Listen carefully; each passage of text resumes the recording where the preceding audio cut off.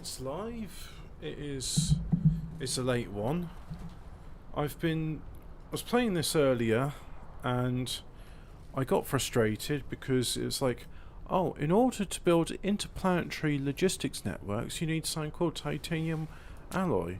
And if I go here and show you titanium alloy, it needs steel, it needs titanium, it needs sulfuric acid.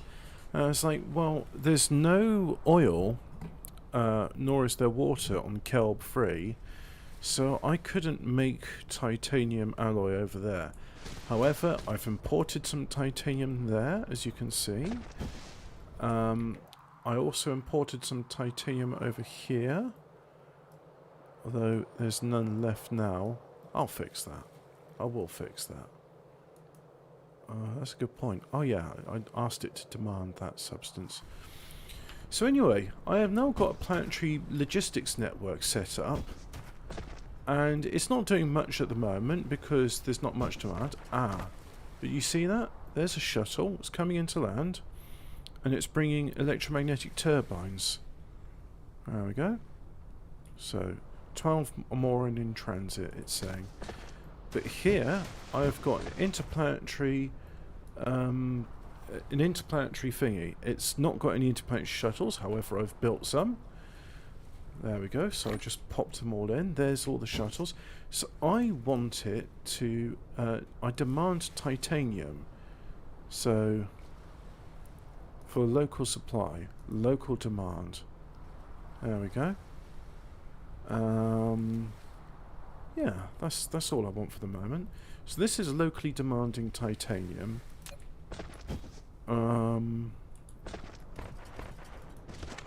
You know what? Let's just have that demanding titanium, and I'm going to need some fuel. Otherwise, I'm not going to be able to get over there. So let's see. That's still doing its job. Jolly good. That's still making science. Very nice. So let's land there. See, I haven't streamed anything before because I didn't really have much to show. It wasn't very it wasn't that good. I need hydrogen. Hydrogen we get from there. So it's coming to land again. Recharge a bit more. And 1, 2, 3, 4, 5. Let's see, there's my fuel slots, so I'll put it in there. And let's just recharge. So as you can see, there's not much energized graphite coming up, but that's okay. We don't mind. And now I'm fully charged. So, good. I can see Kelb 3 straight away. So let's fly over to Kelb 3. And, oh, it's getting pulled in by the gas giant, Kelb 1. And, yep, let's use up all the fuel. And I'll recharge as we fly over. Now, if I press tab, I can go into the research. So I've done a fair bit of research. Let's do the information matrix. So we've got purple science. Can't do that. Can't do that. Can't do that. Is there any upgrades I can do? So I've done all the stuff I can do for the moment. Can't do that. Can't do that. Can I do that? A solar cell life. I haven't even built solar cells, but I think I understand these solar cells. They vertical construction. So you can have more labs. You can have more vertical storage. Well, that's very nice. Logistics carrier engine. Good. That'll make the logistics things faster. Okay, so there's all the... have I gone past it? Yeah, I have gone past it. So let's just aim at the planet. I can't aim anymore. Can I bring my speed down? No, I can't. So come on, let's aim it here. Aim at the planet. Aim at the planet. Oh, look, lovely distant star. Aim at the planet and come on. Oh, I'm overshooting it again. God, this is frustrating.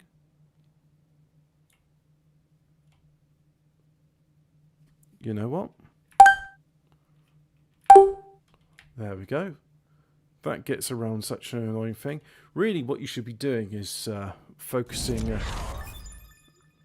You should be focusing on your flight rather than that. And there we go.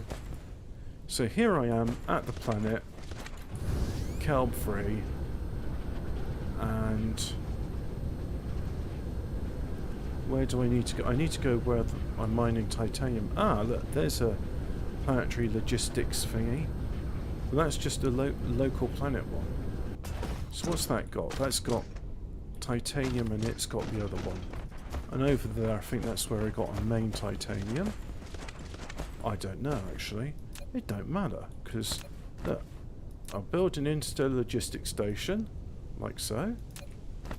And I can't build one of those because I don't... Well, actually, I have prisms on this planet. That's okay, let's just use Tesla towers, that'll do it. We have a look here, and we see that's using a fair bit. So now we'll put in. Okay, I've done that. I've done that. So now we want to demand titanium. So I want remote supply, remote demand, local supply, local demand.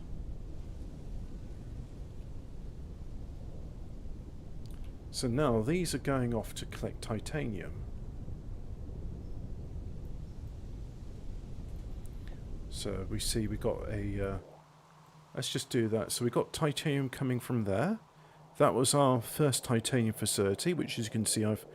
Instead of having that spiral all go towards the storage, it's now all going out to this, which stores 5,000. So let's just see. Yep, there it is. It's all going in there. So now if I go on that, so we got, yeah, remote supply. We do remote supply. Now let's see, because this is the other thing. I've had to watch videos on how to do that. So must equip warpers. No. Alright, so let's wait until these are fully supplied with titanium. I also have prisms on this planet, so let's request in prisms. So, local demand. There we go. Ah, that's right. So on the other planet, can I just quickly go to it? Hopefully I'll be able to do this without having to actually go into them.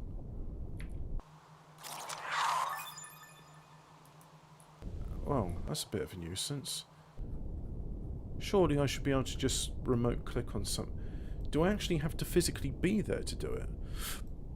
Oh, that's going to be frustrating.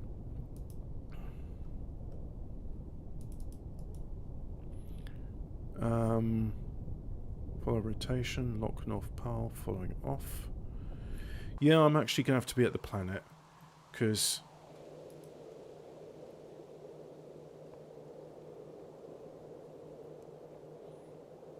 You know what? I'm just going to quickly Alt-Tab, and they should make a Dyson cube. They should make a Dyson disc. Let's go and think. Hey, I have my first interplanetary logistics stations, both one on my first planet, the second on my planet with titanium. I want to send titanium from planet 2 to planet 1. What settings do I put on the logistics tower in planet 2, then planet 1? Question mark. Let's see if anybody responds. Let's see. See if anybody responds. Oh, I didn't even look at what that research was. I'm just was happy to see it. So, there we go. Demand them on the planet you want them on. Okay, so this one, remote supply, yes, and that one also remote supply. Planet 1 interstellar demand. Supply them on the planet making them. Planet 2 interstellar supply. Remote supply. Wow, it says remote supply. Okie dokie, thanks. I'll fly back to the first planet and see if they will start flying to planet 2. Hey, logistics drones can carry more each time, so now we should see that. Wow, 799 en route. Let's also demand. No, we're not going to demand fire ice. But anyway. So, it's taking off. Oh. Let's go to Kelb 1. Kelb 2. I have researched the technology to have orbital extractors which work. They are part of the logistics network, and it will allow me to extract hydrogen and deuterium straight from the gas giant. But I'm not at that stage yet.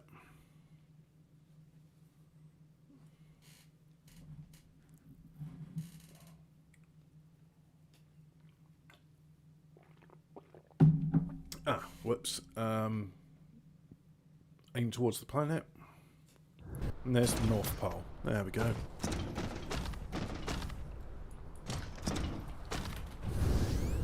Let me see. Ah, there's the interplanetary thingy. So, we'll land there. And I want you to do remote demand. So now, these are flying off. Ah, they're flying off. That's great. So let's zoom out a bit. We can see that... Ah, look at that. That's quite cool. I like that. So they're flying off. These ones are flying too. Hey, that's good. All right.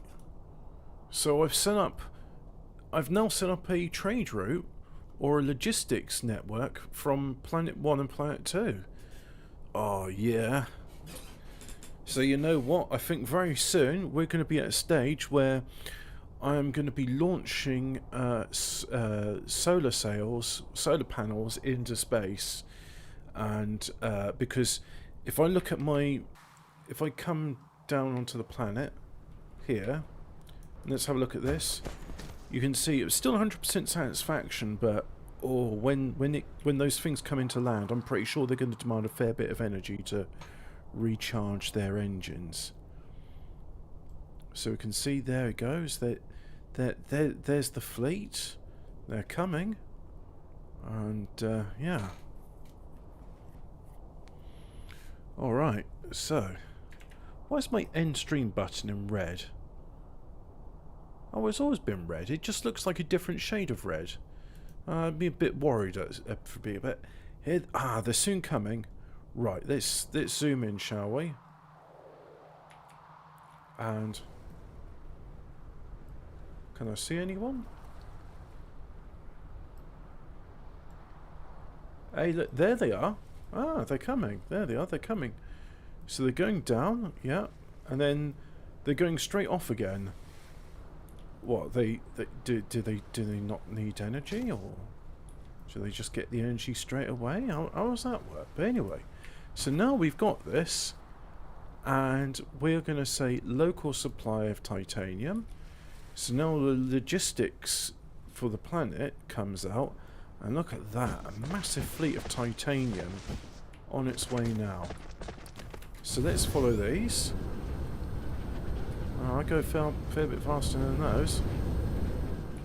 Oh look, there comes a fleet of them more coming to pick it up.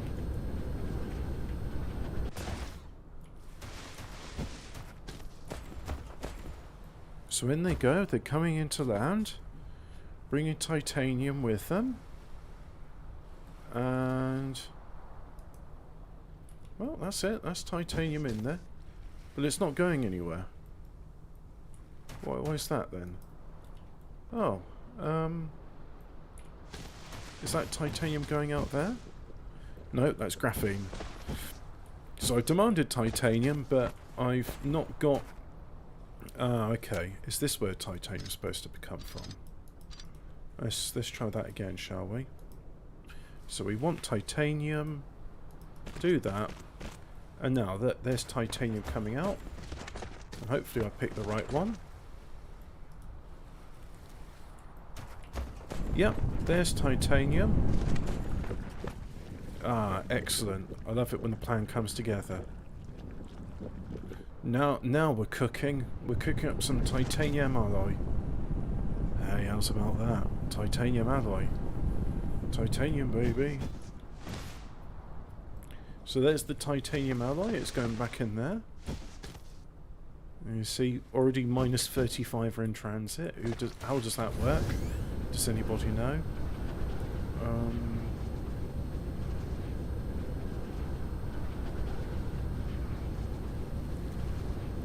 So let's see. Where's yellow science needs titanium as well? So, there's the yellows.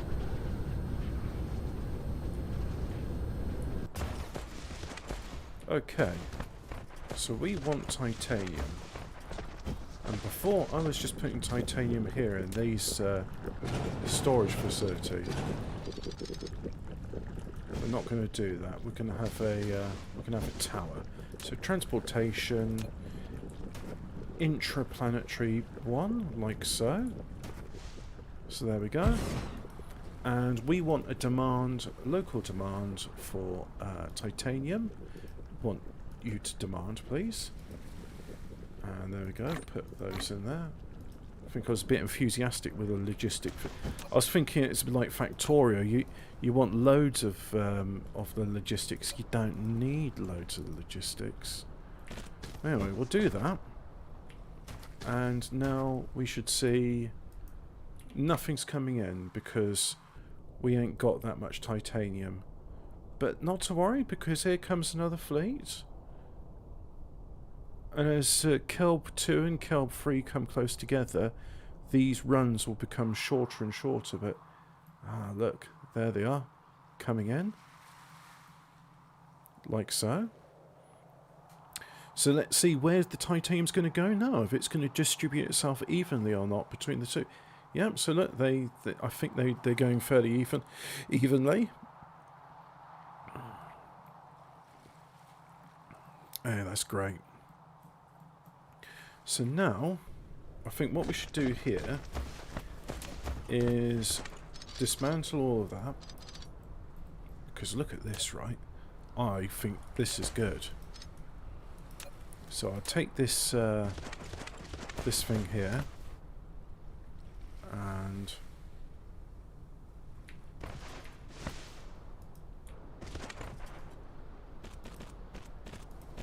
like that. So this one, yellow science, and you're going to be supplying it. Yep, that's right.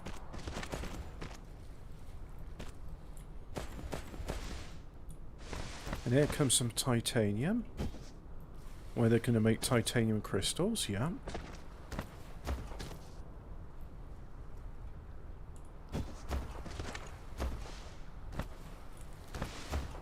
And right, so now let's deconstruct this bit.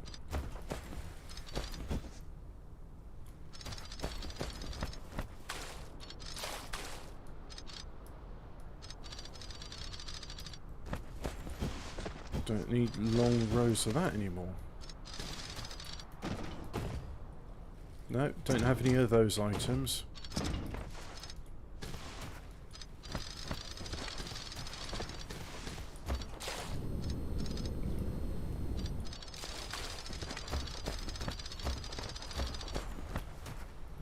Come on, let's get rid of it. I watched a movie, this is why I started late, because I watched it right to the end. It's got Russell Crowe, and I thought, wow, I like films with Russell Crowe. Greenland. Absolutely rubbish. Don't recommend it. Cannot in good faith recommend that film. So, we have got ourselves a lot of yellow science.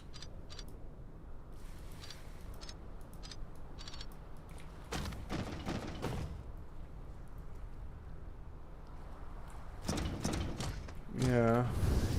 Let's go over here and do the same thing.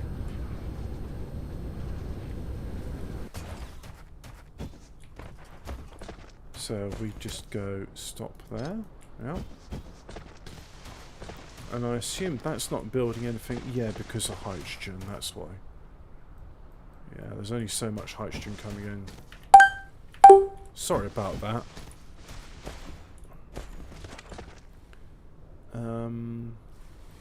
Yes, we want red science, don't we? Oh, look at that.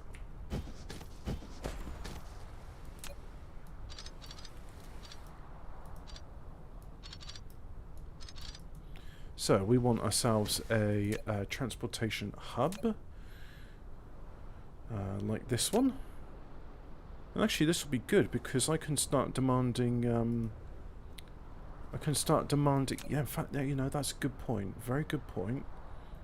I'll need one of these because I want to demand hydrogen. No, we're just going to go with a small one for now. Because there's no point building it there. It's not really an ideal place. So, let's just say we want that and you're going to supply it. There we go. So now, take that, go there. And you, likewise, you take that and then you go there. Can you do that? Nope. Go like that, go like that. There, we can go like that. And of course it won't work without power, so let's give it some power. And 100% satisfaction. Yeah, sun shining on our southern pole, of course it is. So now, what are these doing? Well, they're flying over, they're picking up, they're coming into land. Yep, they're coming into land, and then they're lifting off with more titanium. Excellent. This is what I want to see. So yeah, it is coming together. Right, then let's get rid of these conveyor belts. Unnecessary.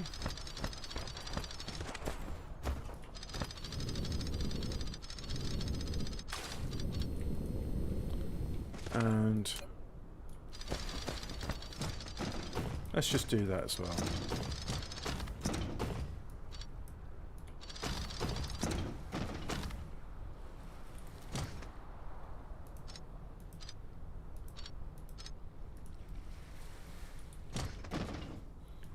So it wants that side is going to take it from there first. Okie dokie, that is good. What about you? Ah, you're still extracting iron. I'll leave you be for the moment. And likewise, let's do the same over here. Delete, delete, delete, delete, delete.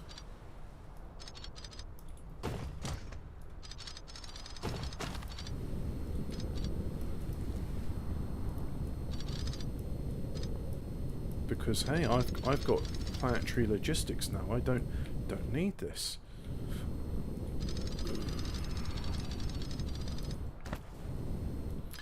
Ah, and you know what? Just seen another thing which we want.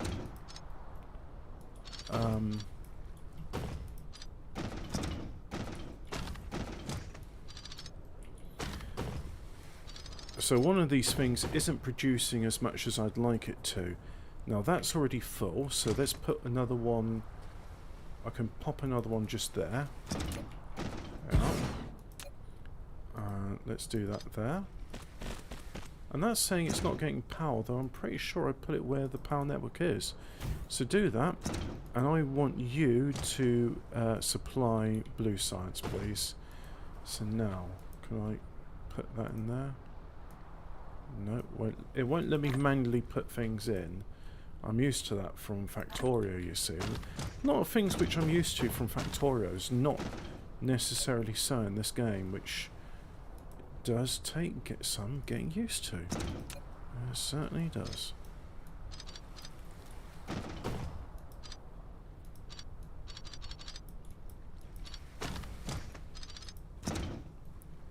Anyway, getting rid of that because I'm replacing it with high-speed ones.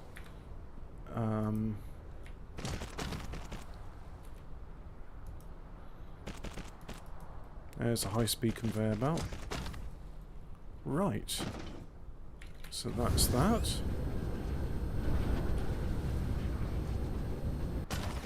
Now let's have a look. I saw something over there which isn't working very well. God, it's noisy walking on concrete. So that's it. There's that.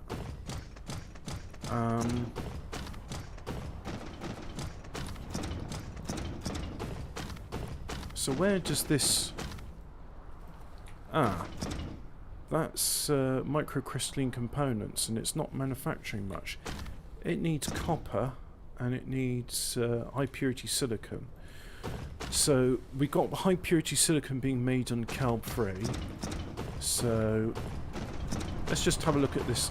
You know what? This line is getting this line's getting deleted.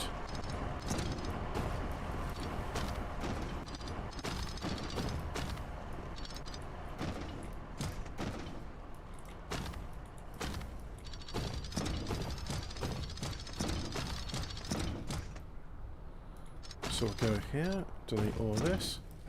That's right, I was importing manually some high purity silicon, but I'm just going to get rid of that. Going to get rid of all of those as well.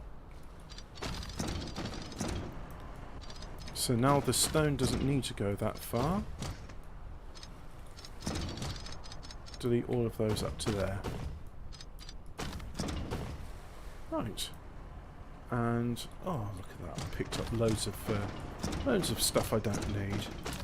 So, unfortunately, these storage chests can't be part of the local network, which is bothersome. I am somewhat perturbed and bothered by this. Maybe they'll do something in the future, or maybe say, "Oh, sorry, that's a bit too close to Factorio. We're not going to have boxes, chests in the logistic network." Well, that one's done, so we can get rid of that now. And yeah, let's put one here. Always keep going on research for some reason. It's not research we want. It's that. So no, this is not the one. We are going to have an interplanetary one. It's not 7, it's 6. 7 is the other one. So there we go. I want you to demand high purity silicon, please. And we remote demand? Yes, because you're demanding it from other planets. Let's have a look at that. Yeah, we're struggling with satisfying all of that, but we'll just have to make do for the moment. I press tab there to choose the correct filter, so that on this conveyor belt high purity silicon will come out. Right. But this won't do anything if it doesn't have shuttles. So let us put in shuttles. Now it has shuttles. Okay. So, do I need to fly off? I think I do. First of all, let's check the fuel. Don't want to be in the middle of space without fuel now, do we? No, sir. So there's calb-free, and look. See, there's... Oh, can zoom right past them. Now that's exciting. So you actually... They're three-dimensional objects in space. They're not just little icons. Oh, I like that. That's cool, that is. And then we see there's another fleet of them coming out with some titanium ingots. And then they even show the astronomical unit distance. So, we'll land here. And let's see. We are using... Oh yeah, a fair bit. So we'll just recharge ourselves for the moment. Now, If I was high purity silicon, where would I be manufactured? Titanium, iron, titanium, fire ice, titanium, titanium. Ah, there it is. So that there is high purity silicon. And that is a intraplanetary one. So what if I just go to the existing one here? Yeah. And I want you to demand local demand, please. And then remote supply. That's right. So let's stay here. But we see we've got a fleet of them, and they're going off now, demanding a local supply of high purity silicon. Now, there's 10 here, there's 10 on the other planet. Ah, there's 20 on the other planet, so we'll have 30 shuttles in total. So between those 30 shuttles, maybe 15 will be carrying titanium, 15 will be carrying silicon, and then I suppose as local demand is met, they will move to the other substance. So here we go, here's a bunch of shuttles, and they're all flying over, as we can see. That's over the North Pole. Here they come. And already we're starting to get high purity silicon. Yeah. Analytically pure silicon crystals. Well, I'm not sure you'd say analytically pure, but forgive the Chinese, they are trying. This is probably the best game that's come out of China. Certainly beats Guns of Glory or any of the other derivative Chinese shit on mobiles.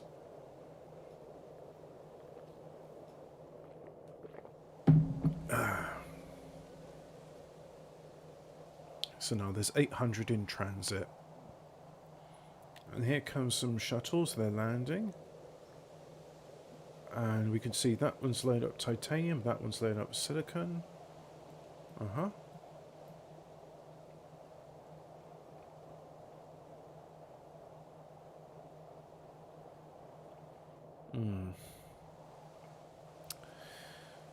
I've been bothered today. I'm not sure if it's enamel or a tooth filling, but either way it's starting to chip away, and yeah.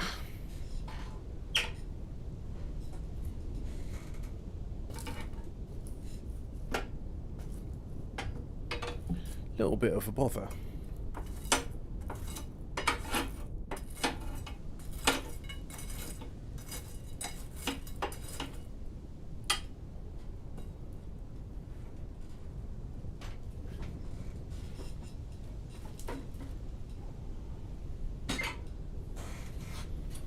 So, I'm fully recharged, that's good.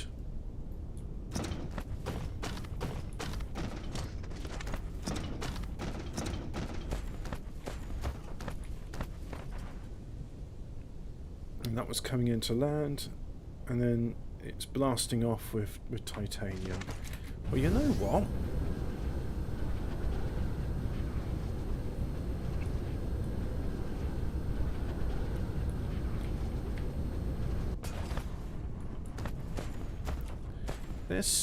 Let's put in another one right next door. I keep going on 7. It's not 7. It's what I want. It's 6. So we'll do that. And oh look, there's high purity silicon.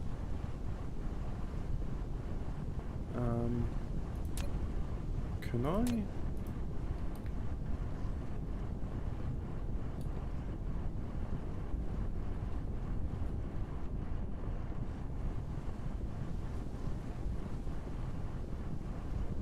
No, it's not letting me do that. It says it collides with other objects. Ah, that's a bugger. What about this way? Can I do that? Ah, I can do that. Can I go that way? It collides. Ah, we're going to do this. We are going to do this indeed.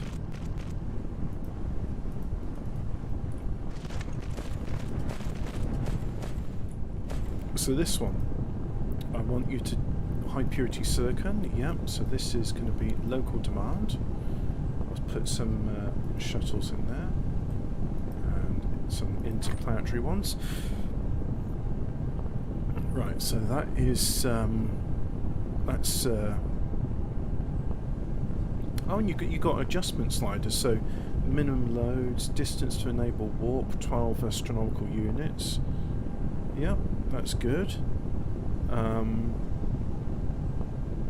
I have researched warp drive, but in order to make it, I need strange matter. So let me show you what I mean. If I go to my crafting menu, here is a gravitational lens, a graviton lens, which is made from diamond and strange matter. Strange matter is made from deuterium, iron, and particle collectors. Okay, I'm going to need a lot of hydrogen in order to make deuterium. So, yeah, that's where I need to start harvesting stuff from the gas giant. Now, I'm also going to demand titanium here. So, local demand, please, and then make it available for remote supply.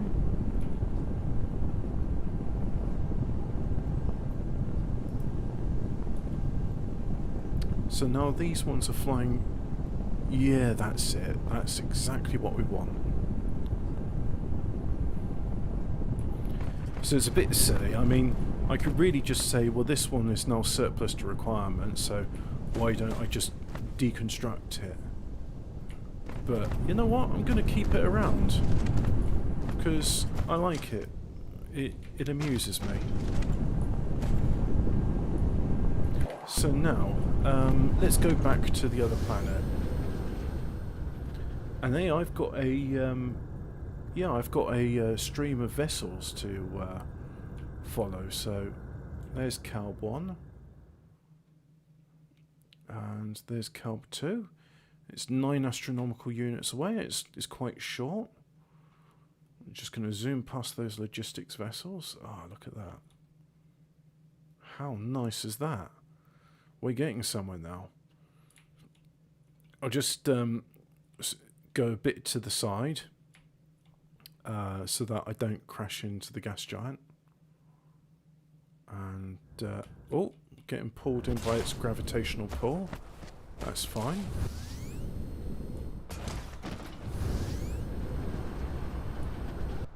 Ah, I'm out of energy. Is there? Yes, there is a wireless transmitter there. So let's get some energy before I go to where I need to go.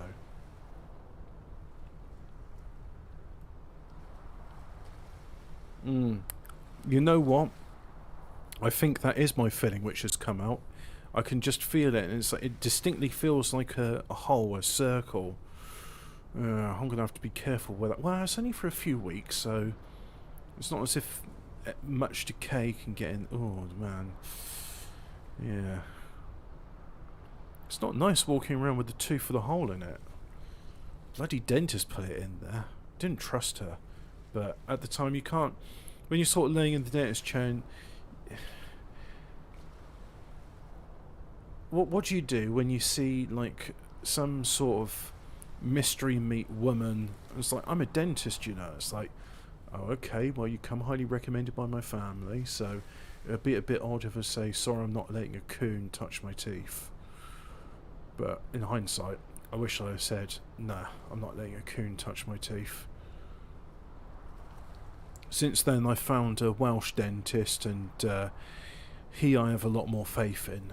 So, yeah, hopefully I'll be seeing him in a few weeks' time and just say, can you fix this monkey's sloppy handiwork, please? Right, so that's charged up. Now, here's our thing.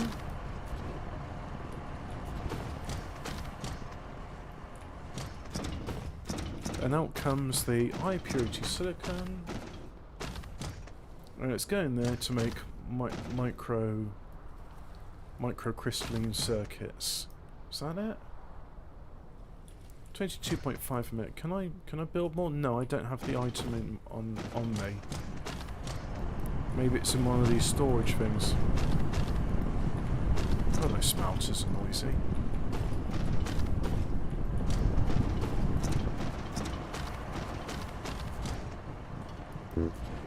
Slots are full. Okay. Well, that's fine.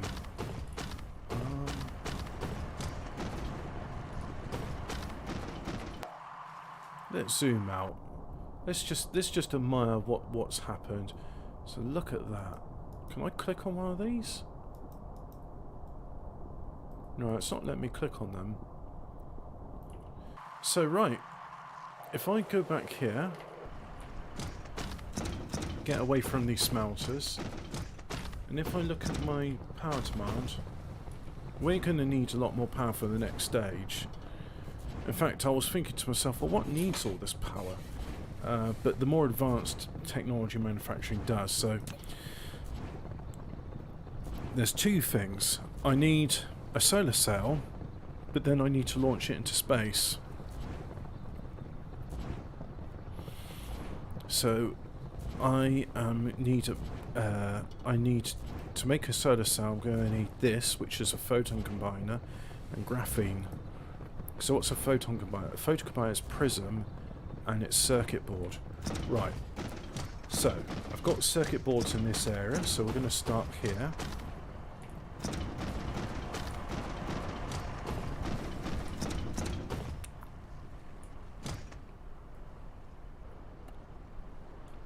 Ah, damn. I remember when she drilled into this tooth and it really bloody hurt. And it's like, yeah, that tooth's not dead, bitch. That's a live nerve you're drilling into. Oh, but you shouldn't be feeling any pain. Well, every time you drill into my nerve, it causes me enough pain that I start crying out in pain. What does that tell you? I mean, it's all well and good saying that, yes, but I've anaesthetised you. It's like, yes, and here's me, your patient, crying out in pain. Honestly.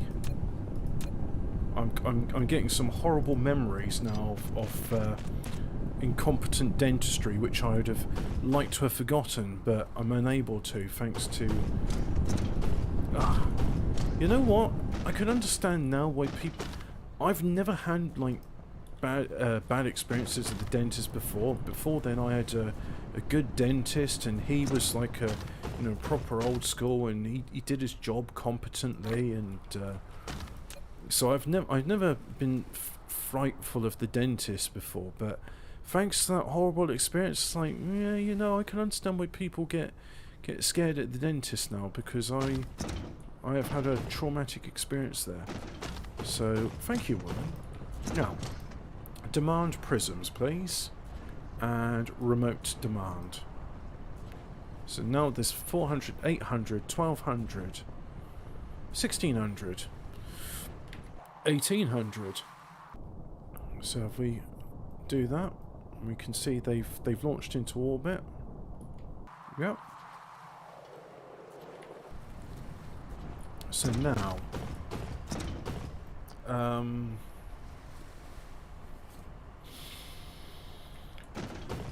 we're going to have prisms come out, aren't we? So let's do about here, and item number 2, the prisms.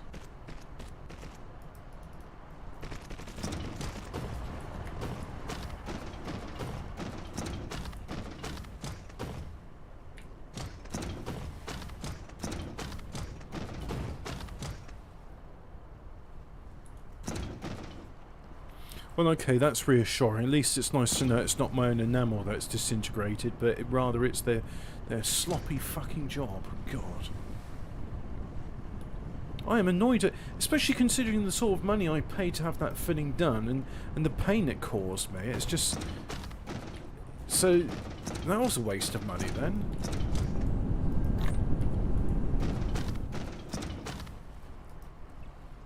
You know what, I think from now on, when I go to the dentist, I'm really just going to have to be a case... It's like, alright, let's have a look at the x-rays. Oh, well, I'm an expert. Yeah, okay, but it's my teeth, so let me have a look at those x-rays. You know what? I don't think I need a filling. I don't think I need you to drill out my enamel. Oh, but what if it starts hurting? Well, if it starts hurting, then I'll come back to you. Oh, but it could be a long time and you could be in a lot of pain. Well, I'm used to a lot of pain. So... You know what? If it does happen, I can always come and see you. God, I'm really annoyed about that now.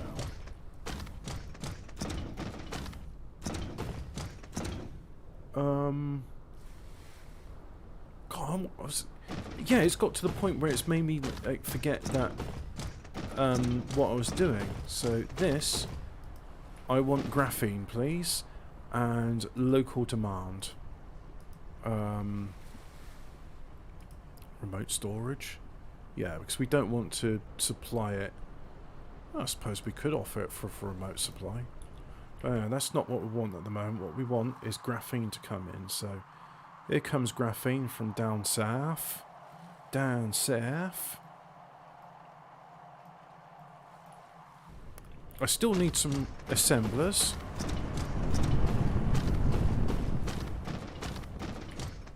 Oh, let's just make it by hand. You know what? That'll be easier. Just make it by hand.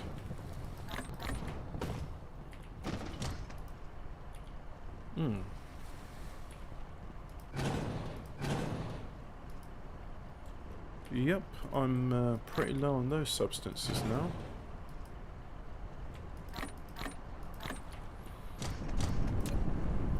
So, I want to make an assembler.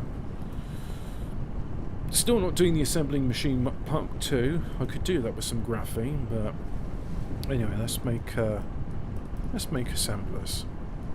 Oh, and they do call them assemblers. Okay, that's good.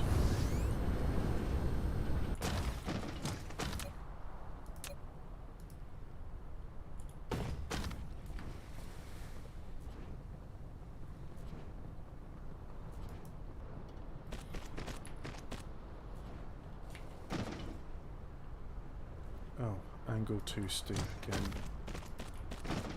Yep, it's always the way, isn't it? So, I've got prisms, that's good. And I need graphene, that was the other substance.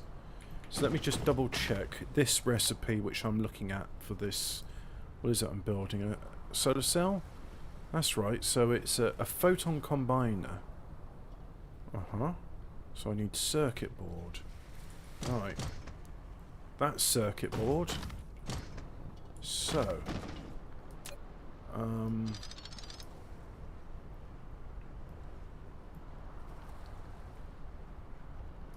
Yep, and I need to do the same here. I'm being very distracted by the gap in my teeth. It's a disconcerting feeling, I can tell you.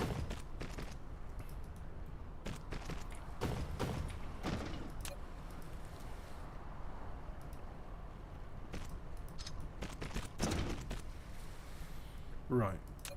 And now we want one to exit from there. Exit from that one.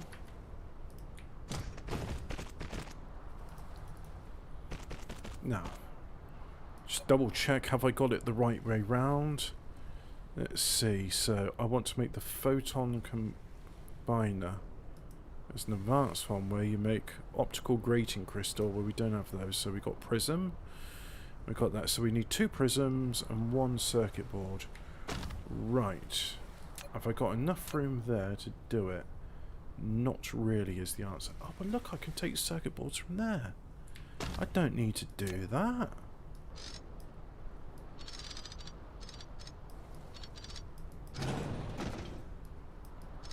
So just reorganise all this bit as well.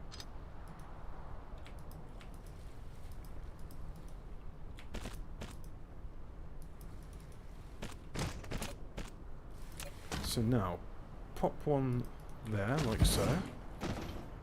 I want the recipe to be photon combiner.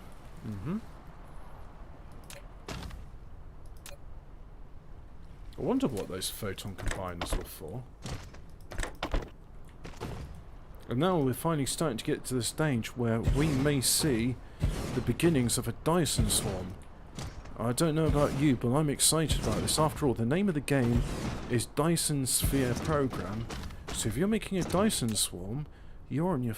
well, I say you're in the first stages. You are well on your way to making a megastructure in space. It's a big deal. almost a bigger deal is the fact that I've now got a hole in my tooth. And I've got to wait... how many weeks have I got to wait? Let's see, it's the 8th today. 24. So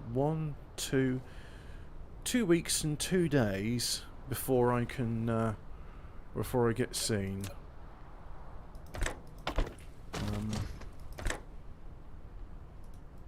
Yeah. If needs be, I'll just say to the dentist, I don't want a root canal. If the tooth is dead, you pull it out.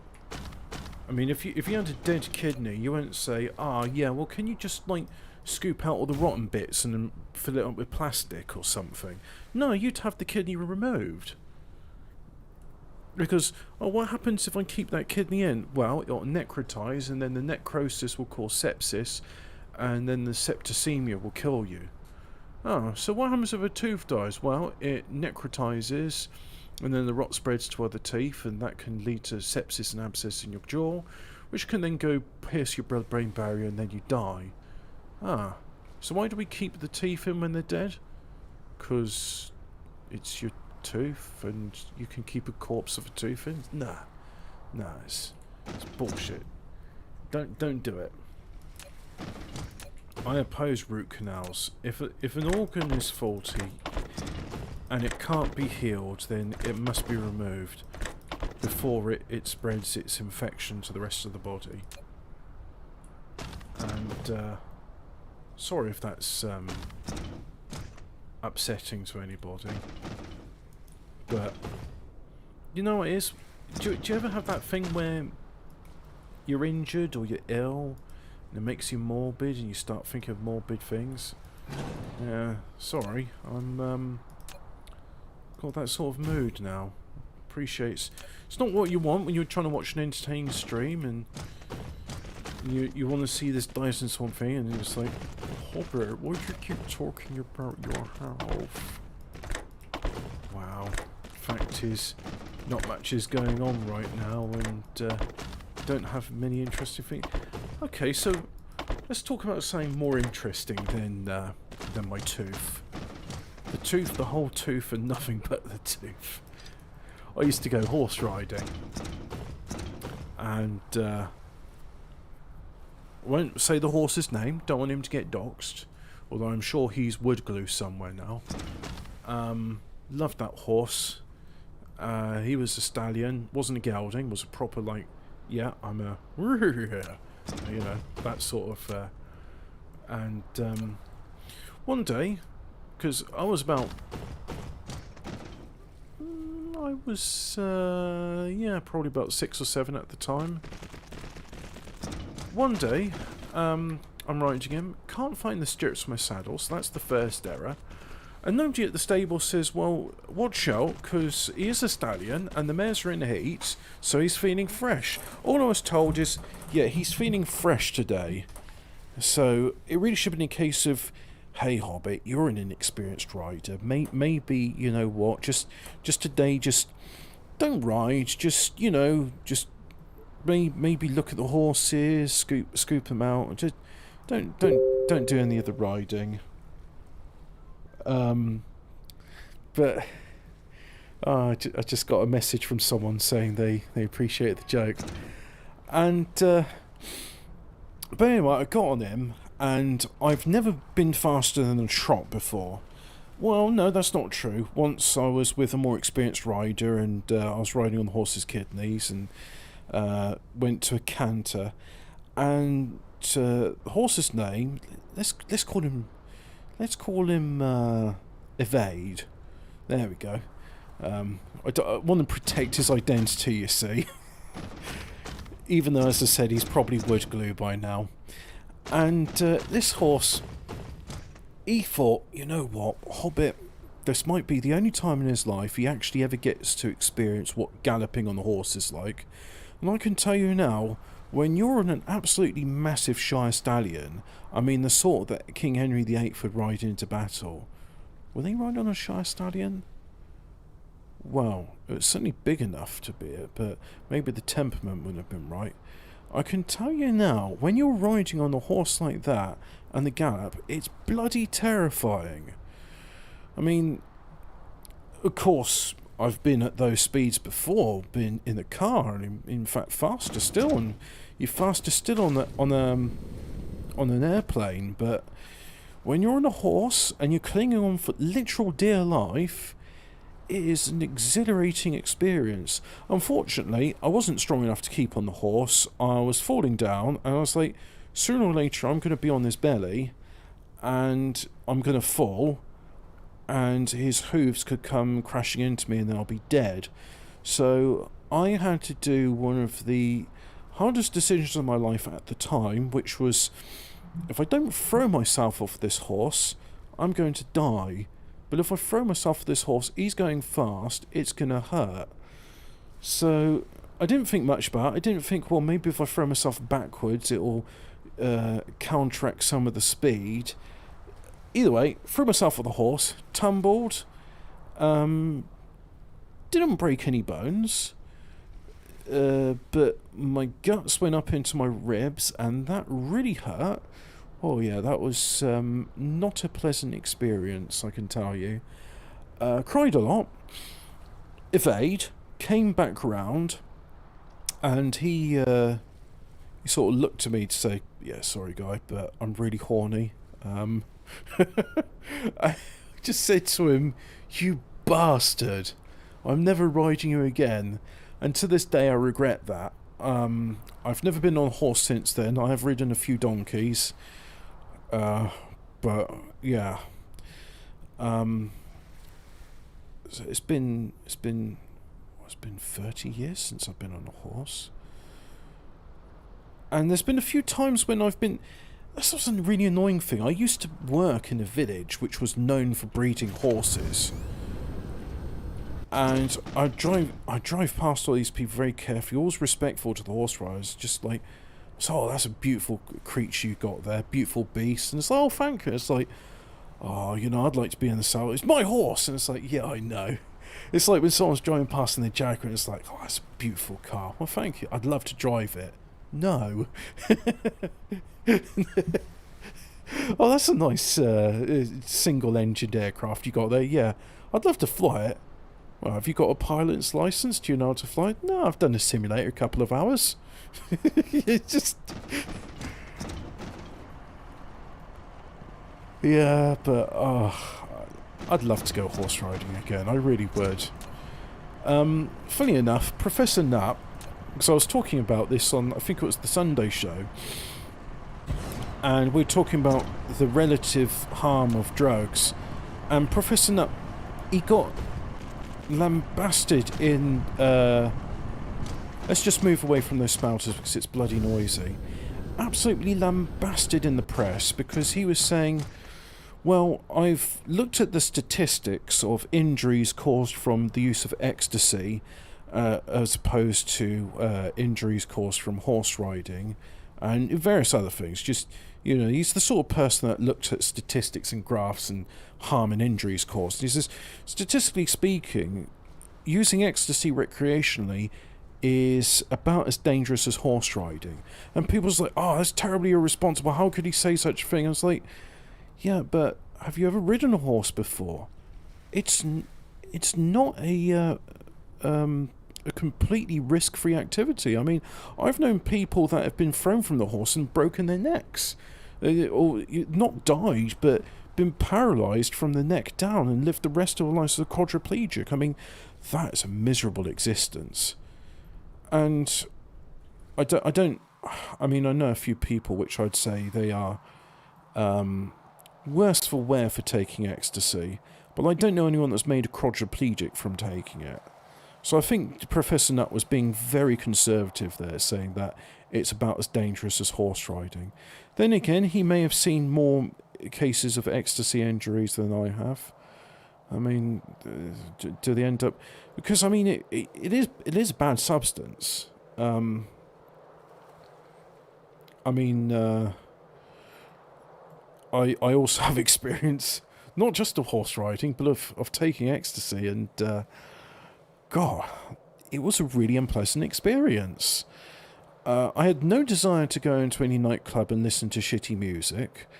I just had a desire to walk all around my local city asking every moderately dodgy person in ethnic if they know somewhere I could get some puff, because I felt incredibly uncomfortable and dirty, and and uncomfortable in my own skin, and I just really, really, really wanted some weed, because I know people say it relaxes them, so I thought, well, if I have some of that, then it'll relax me, then I'll be alright, won't I?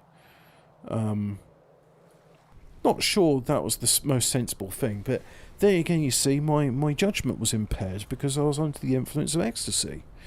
And I don't think my judgment's ever been impaired when I've been on a horse. It's just unfortunate that I didn't understand what a stallion was. I didn't understand what mares being in heat would do to a stallion.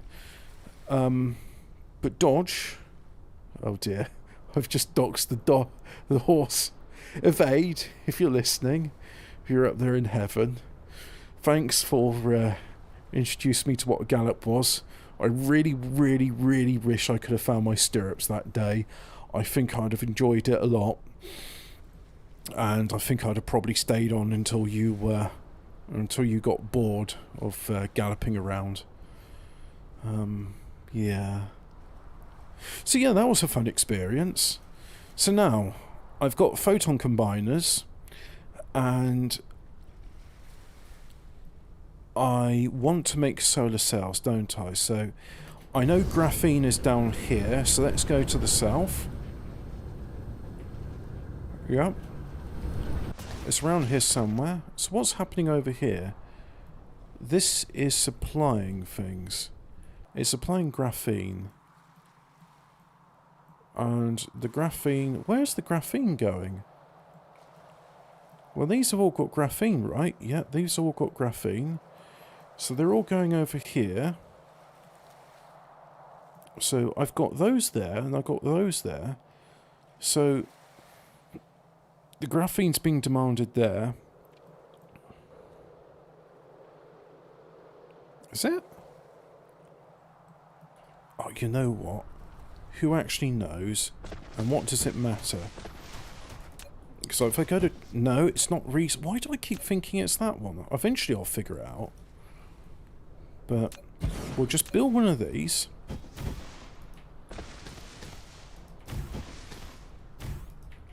So let's fill that up with some shuttles. There we go. So I can thoroughly recommend, if you're still listening, don't do ecstasy. I didn't enjoy it. You might, but at what cost? You may find yourself inextricably dancing to house music, and is that a risk you want to take? I mean, yeah, you could die because you decide to drink 10 litres of water in the space of 2 hours and you're unable to pee. You may die from overheating, but much more real consequence than that, you might actually be dancing to house music and look like a tit. And could you live with that? Ask yourself now, could I be known for dancing like an absolute loon, high on E, listening to absolutely shitty house music? So is that something you want weighing on your conscience? And you've got to ask yourself that. Well, I think I know what the answer is going to be. So let's just have a look. Remind myself again. A solar cell, it wants graphene, it wants the purpley pinky thing. Photon combiner. So demand, please, and demand. There we go. So now it's picking up those items. And if I go here and say a solar cell, it wants one of each. Right, so if it wants one of each, then let us give it one of each. So I need a factory. Oh, I don't have many factories. I should have to build some more of those. So if I do that, choose a thing, a solar cell, please. Right, so now you know what, one of these days... Oh. Copy, paste. One of these days I may get a new keyboard, because I love this keyboard and it's fine, it's just the right shift key. It had a spring retention clip and it broke, and ever since then you you can still push down on it, but you have to push with quite some force. And I don't like that. I like being gentle with my equipment. It doesn't feel nice to force things in. Sometimes it does, but... I'm sorry. That's very puerile of me. What do you expect? Sometimes I try to be... I do try to be serious. I think it's just the... reminding myself of things what I've done, what have caused me injury. But then again, I've been in a very serious mood all day.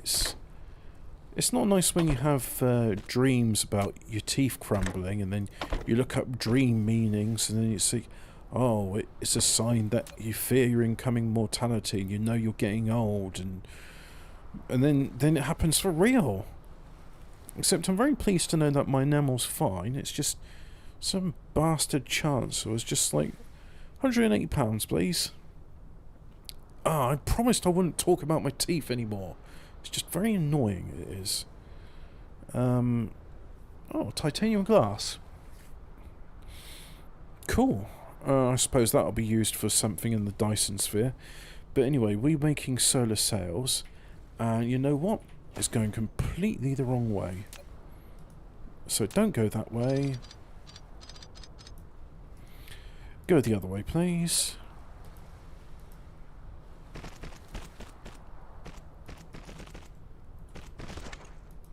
So you are solar cells, and you shall supply them. And I can't offload the ones I've got. No. Right, so I can't make those. Can I make them? Let's see if I can make it. Oh, you're complaining that you're not getting supply? Or you haven't got a conveyor belt to go on? There we go, that's what you're complaining about. Right, so now let's do some more of these. Ah, that'll work nicely.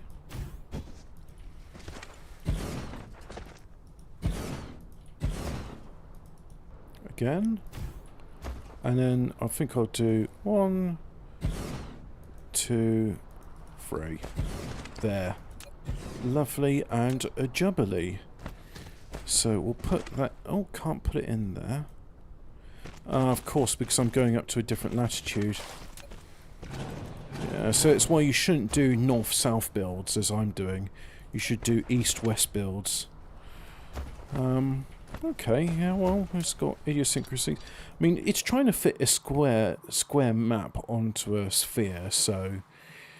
That's not without its problems. As any cartographer will tell you, trying to square the circle is a paradox which they attempt their best to do.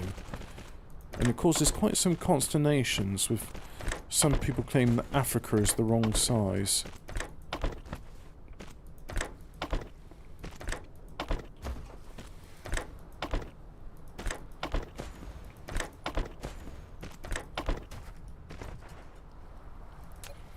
Right, so they're getting everything they want. So now let's output that.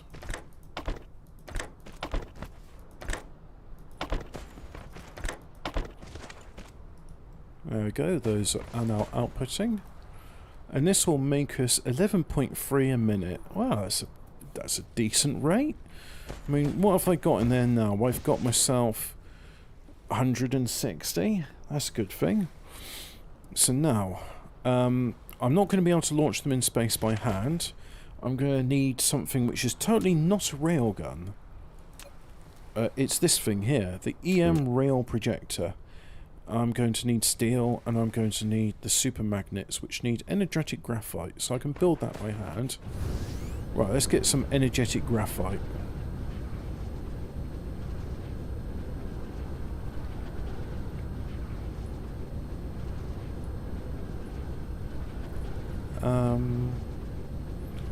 Energetic graphite.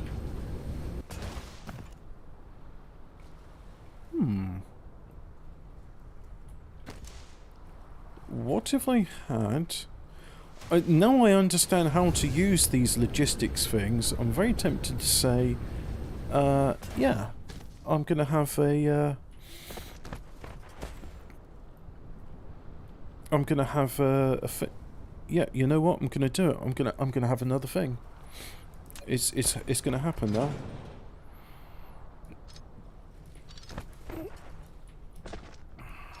So this balancing network I made to make sure the output goes equally between red science and whatever it was down south, which needed energetic graphite.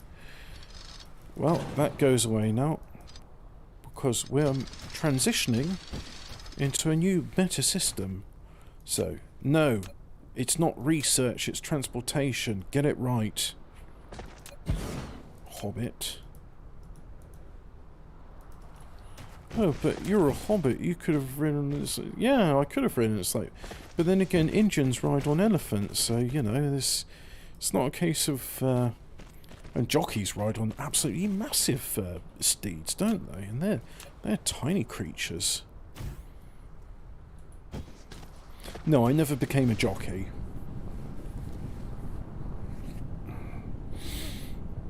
I think. Mum and Dad were a bit concerned, like, our son almost died that day.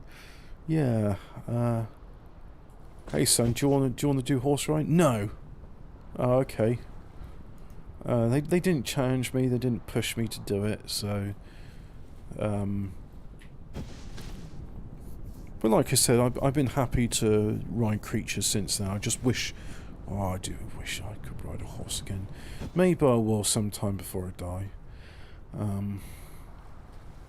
That'd be good. Okay, so as you can see, that's not really using much, but this one over here, it's almost gone, isn't it?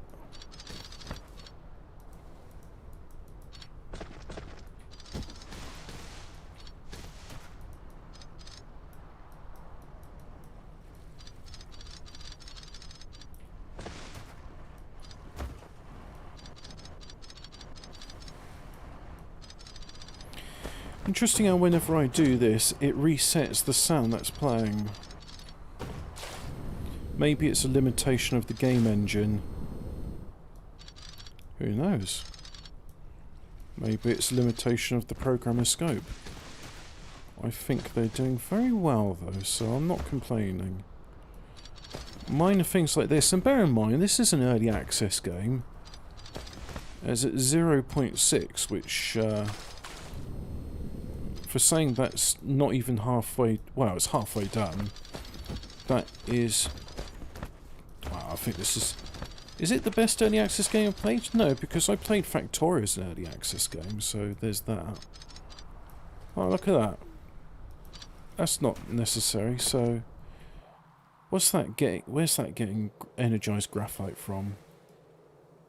Oh, who knows? This system I've made was so complicated, it's going to become a lot simpler when I just have these thingies like that supplying the network. Anyway, let's demolish, as it says. Decommission, recycle, whatever you want. So let's do that.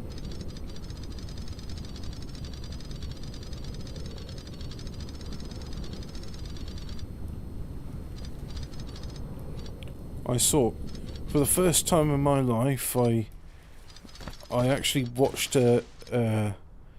listened to a lecture on Nietzsche, Nietzsche, niche. Bit of a niche subject is Nietzsche, but there you have it. That was very clever, Hobbit. And yeah, Daughter of Albion. She did an hour. 2-hour long thing. She just talked about Nietzsche for a while, and guy was arthritic, so despite all that, he was still writing plenty of stuff. And one of the things I thought what she said was quite interesting, and I didn't realise this at the time. Nietzsche was a he was someone that once studied languages and how they work. Not etymology, but philology. And not the study of communist Phil. I'm sure he'd appreciate that joke. Oh, ha ha, Hobbit, making a joke at my expense. Yes, yes I am, mate. No, the reason I find it interesting is, let me see if I'm going to be really clever at the moment. I'm going to look it up. I think it's called the Whorf something hypothesis. Whorf language theory. There it is. So, Sapir-Whorf hypothesis. So, in my own words, before I read the proper technical definition, Sapir-Whorf thing is, hey, what makes language? Is it the people, or is it the culture? And what comes first? And also, if you can only think and speak in certain words, does that mean, if your vocabulary is limited, does that mean you can't articulate certain thoughts if you don't have the words for them? And George Orwell in 1984 had the same hypothesis with Newspeak, and I think we've seen that now, because people's abilities to express themselves is much more limited. I mean, for example, today I was talking with Hemi, and I was talking with Top Cat as well, and he's saying, "Hey, Hobbit, when you write a CV, see if you could put the word niggardly in it." And I said, "I've heard that one." It's like, "You saying I'm being a miser?" It's like, "No, that's not what niggardly means." And I was like, "Yes, it does."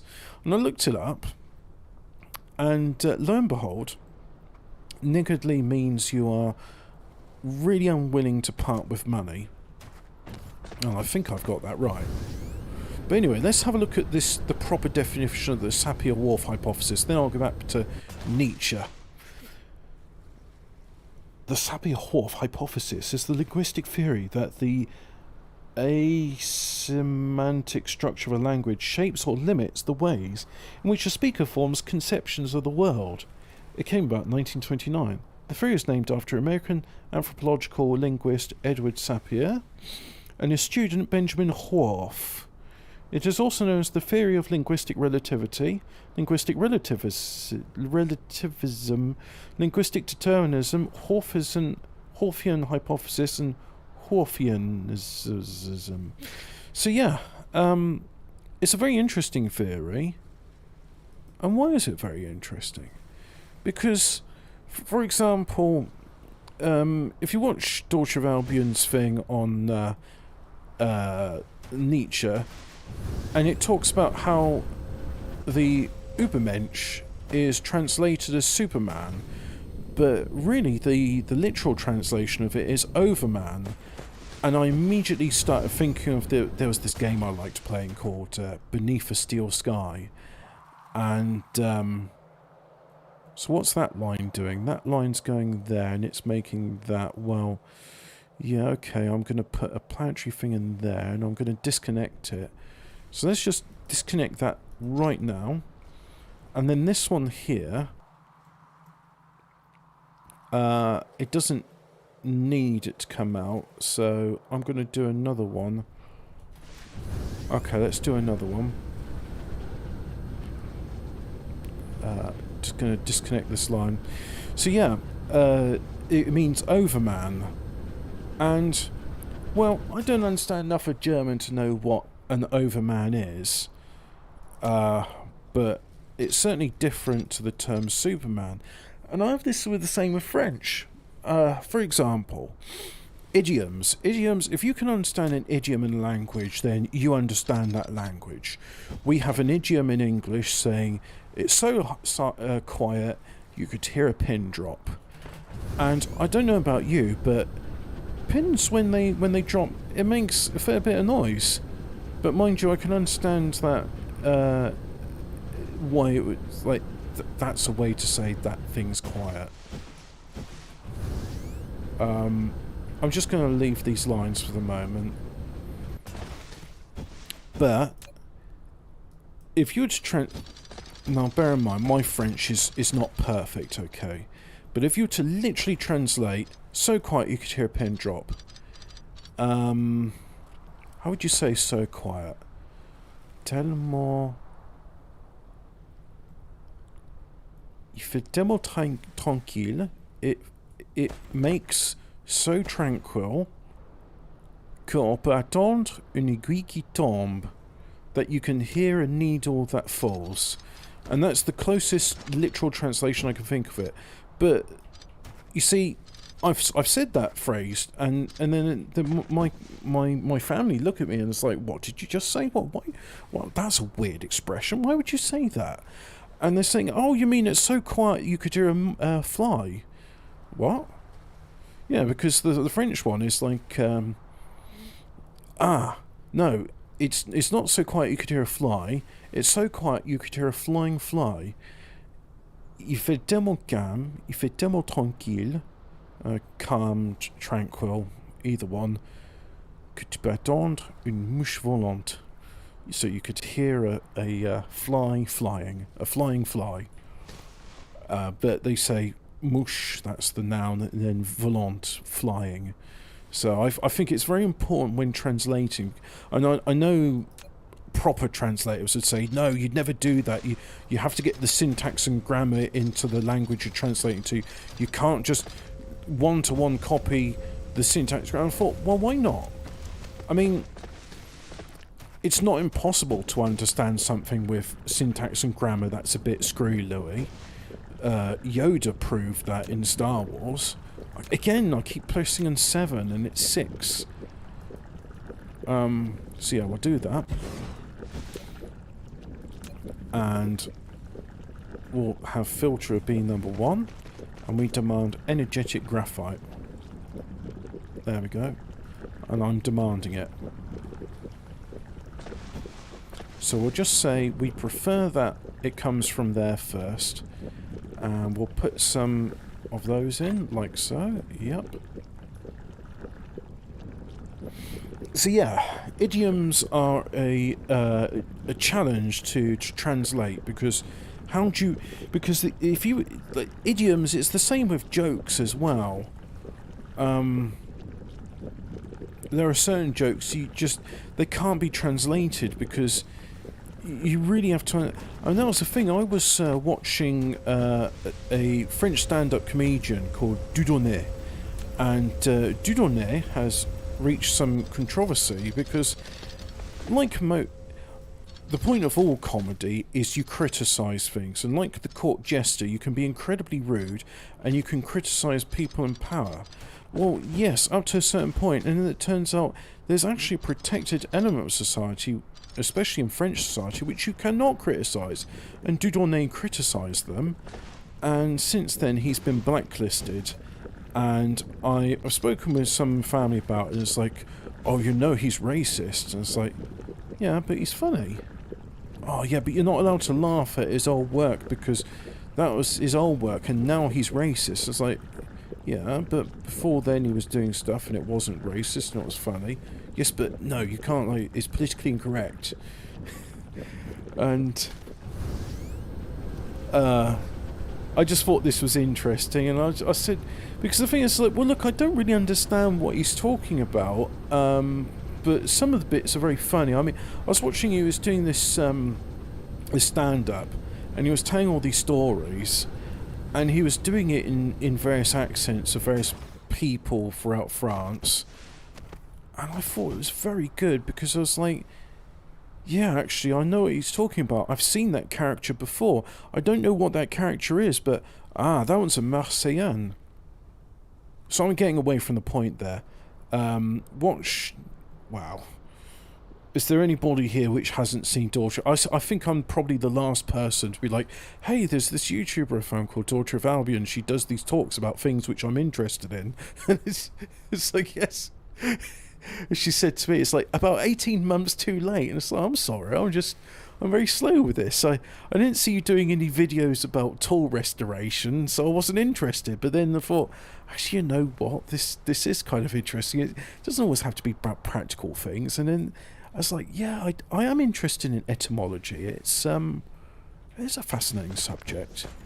So why aren't you producing it? You need sulfuric acid. So why aren't you producing sulfuric? Well, you are producing sulfuric acid, but very little of it. And that's because I'm not getting enough refined oil. Why am I not getting enough refined? Well, I think I know the answer to this, don't I? Okay. That is not an issue for the moment. What is an issue is I need energy. And there's energy in space, so we've got to get these solar cells launched into space. And to do that, I need the Pew Pew railgun. Where's the Pew Pew railgun? There should be a search feature on this. The problem with this artwork is, yeah, it's all very pretty, but it's all white and blues, and it makes it a bit hard to see what I'm doing. So you're saying I can build this, right? So I can build that component, but I can't build the EM rail ejector itself. I need steel. Yeah. Oh! Tooth! Don't do it! I know you want to probe the extent of the cavity, but just don't.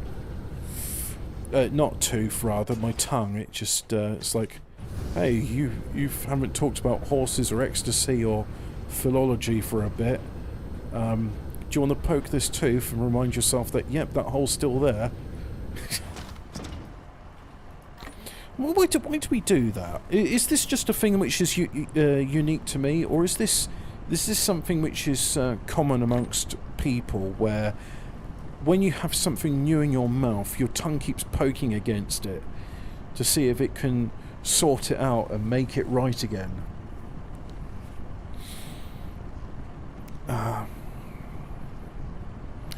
Yeah, that is an annoying... that's a bug, not a feature, I think. Yes, so, you know... what do I need? What do I need now if I'm going to build this building? I need more of these, and so for that I need more magnets. Right, let's get some... that's maybe a bit too many magnets. So, can I build it now?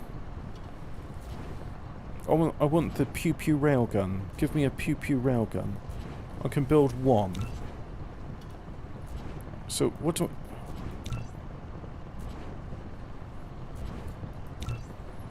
Oh, it's electromagnets. Okay.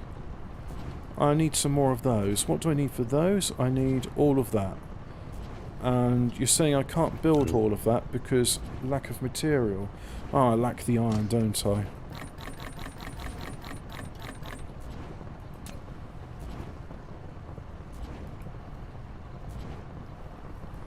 Right, so I can build 4. There we go, I need steel. Okay, well, I can get some steel. And hey, I didn't do the ironing and steeling joke. Aren't you proud of me? Wife does the ironing, I do the stealing. I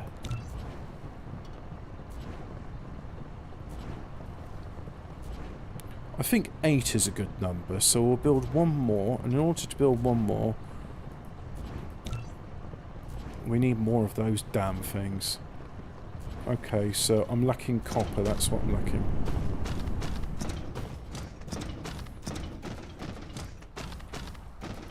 Can I build... Well, I'll just take some electromagnets to do that then. Buildings. EM gun. 1. Nope, you're building 2. Alright, well, that's okay. We can accept that. Yeah, I think that's good. Just press that button. Oh yeah, sort that all together. Lovely stuff. Probably at some point going to need another source of copper. But we won't worry about that just yet. We'll let that mine to completion. So this is calmed down. We see there's... What we got now... So we still got them going back and forth, and it's getting a bit closer now, and... That's still a fairly straight line.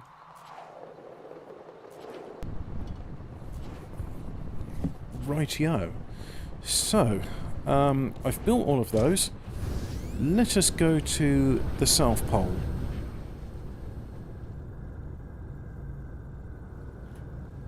here's the South Pole. And it'll be the Dyson Sphere program, EM rail ejectors. Now I have 9 of these.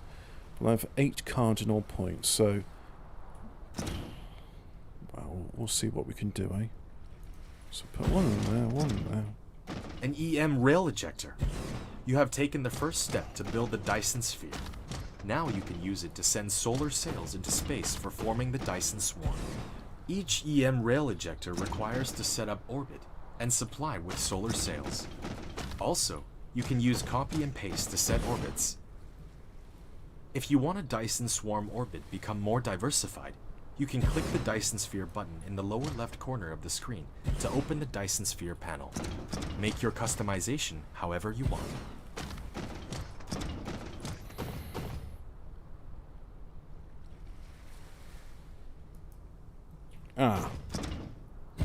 You know what? What will make this a lot easier is if I build a belt all around the perimeter. Circumference? Yeah, so I'll build it around the circumference. And then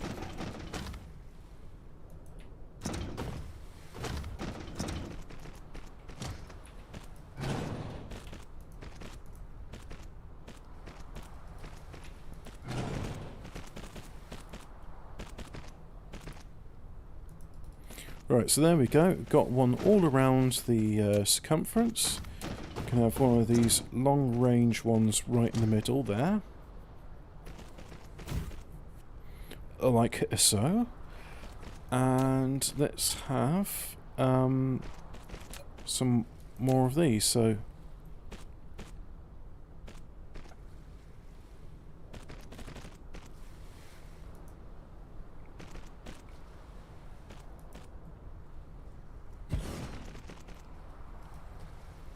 right, it's not perfect for the moment, but that's okay. I think it's a good start.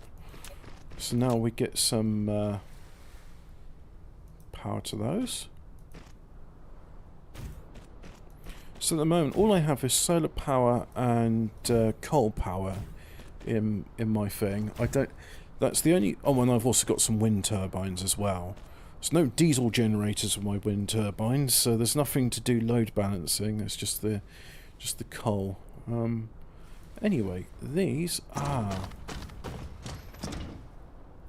Now, let's go into the Dyson Sphere. And this one here, can I add an orbit? Can I make the orbit radius much smaller? No idea what that does, and... Oh, I could do 180, yeah, I could do that. I could do 90 degrees, yeah, let's make it like, yeah, so we'll do one at 90 degrees, and we'll create, and that's orbit 2. So we'll just have things in orbit 2 for the moment. So this is going to be orbit 2, yeah. And so it's aiming at that. And that's orbit 2, so now can I do copy, paste, paste... Paste, paste, paste. Oh, I have to go over there to paste it. Paste. Copy. Oh, am I pressing the right buttons? No, I don't know if I am or not. Let's just do that.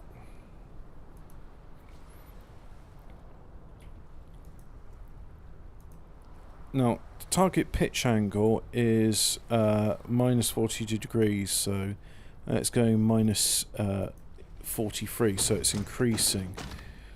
Which means that I don't think it'll be able to fire them at the moment. Yeah.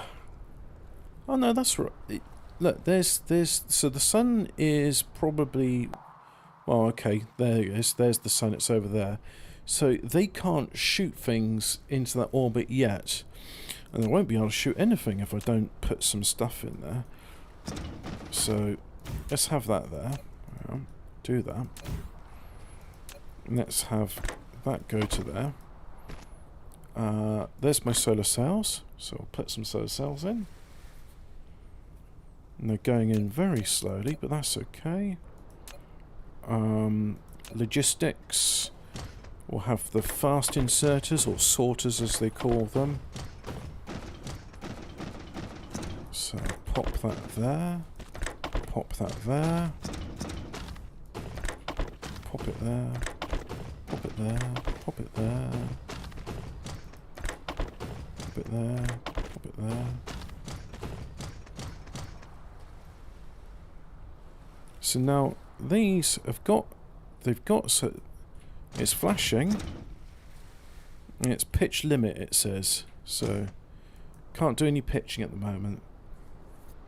We've only got 86 megawatts. Well, that's good, because this means when this moon, because it is the moon of the gas giant over there, when that turns around so that the south pole faces the moon, it'll be able to launch the first solar cells into space. And you know what? Once it does that, I'll be able to start beaming power from space back to the planet. Won't that be exciting? I'll tell you now, that is going to be exciting.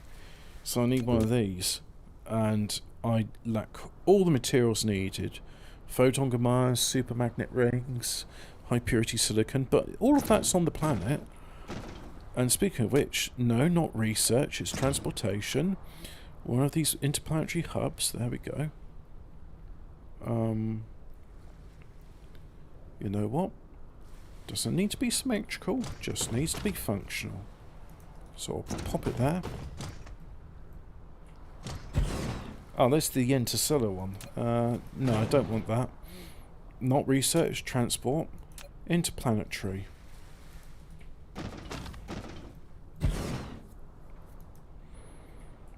And we'll put shuttles in it. Yep. We shall demand solar sails. There they are. Demand them, please. And there they are. They're going on their way to get those components. We want a splitter in there. So let us have a splitter. And unfortunately, that Tesla tower is right in the way, so we're going to have to move that. Oops. Now these have got no power, so I'll put one there, put one there. Now, have that. We say we demand item 1, which is the solar cells. There we go. And there comes solar cells. So there we are. That you've got 20 in there. So that one's going to load 20. And hopefully this isn't going to be in the way of it launching. You see, they're tracking the horizon. They're looking for the sun. That needs power. So power goes there. There it is. And our power is increasing. The generation capacity is increasing, which means that, yep, it's coming into the summer in the southern hemisphere. I'm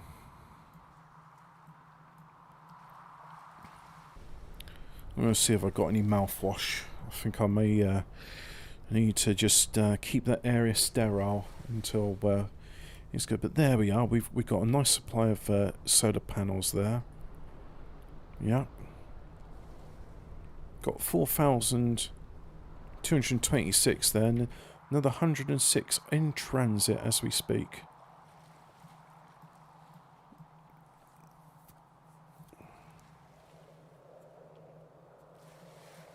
So there we are. They land with the components, and then they take off again with the solar cells.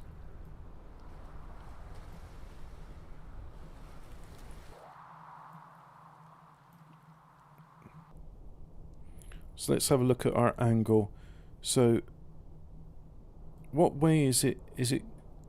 Oh, that's annoying. So, yeah.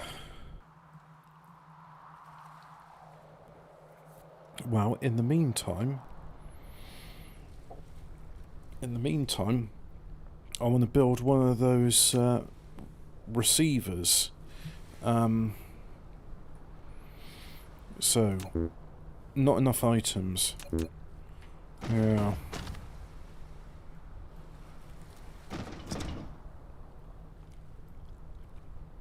I don't want to miss the bit where these start launching them, though. That's going to be exciting.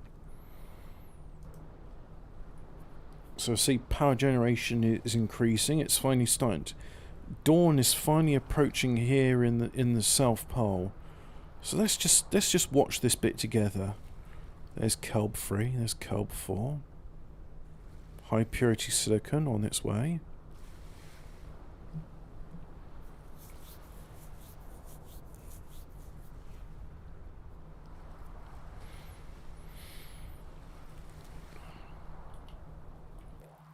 And what's happening now? What's so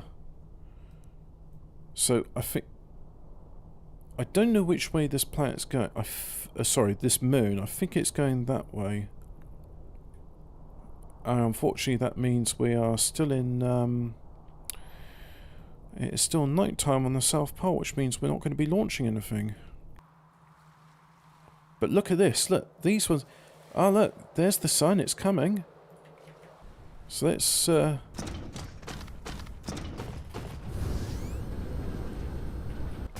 You saw it, I saw it, there it was.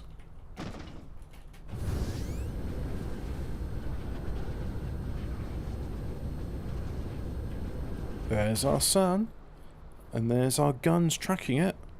Fire into the sun, come on. Come on, get to firing. Oh, they're flashing, how exciting.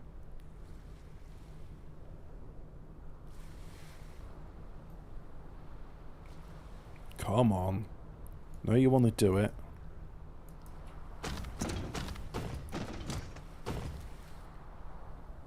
Still 0 watts, so that means the sun hasn't yet risen here.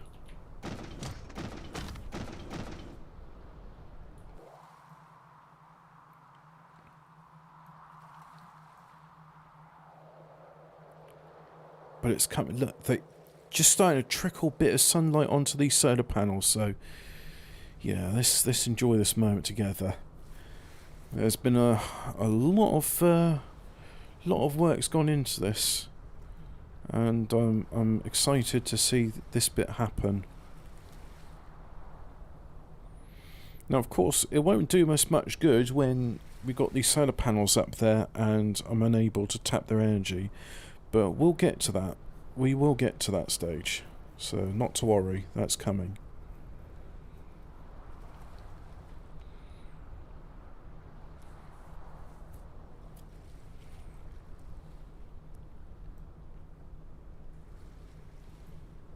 Come on, we're so close. I can almost taste it.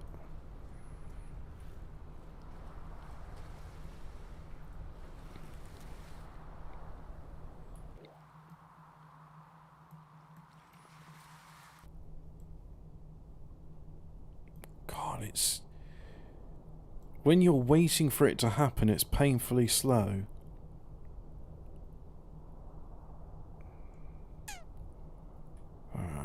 That is a bugger. That is a bugger.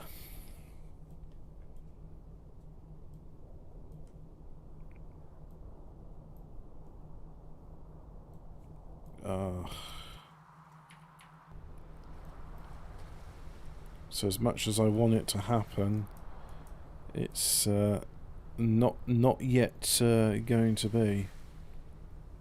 100.1 megawatts, so...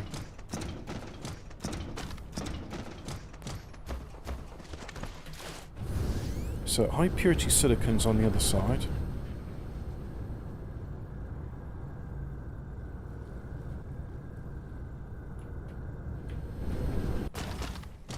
Right, so where's the high purity silicon at? Those are circuits. High purity silicon.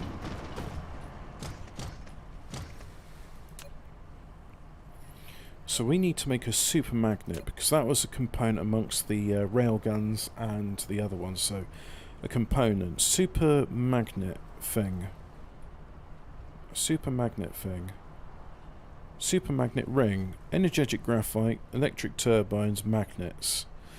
Oh yeah, I'm not making much electric turbines, so I'll have to step up production of those and all.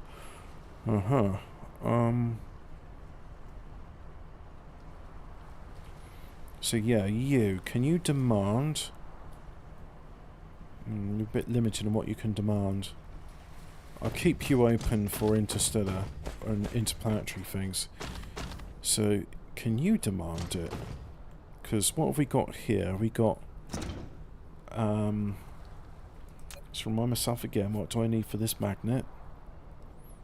Need magnets, need graphite, need electric turbines. Right. Okay.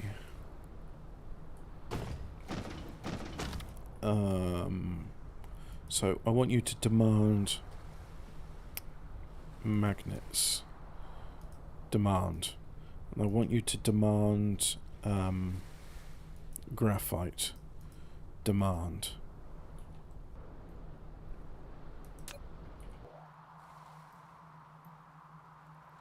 No, it's still...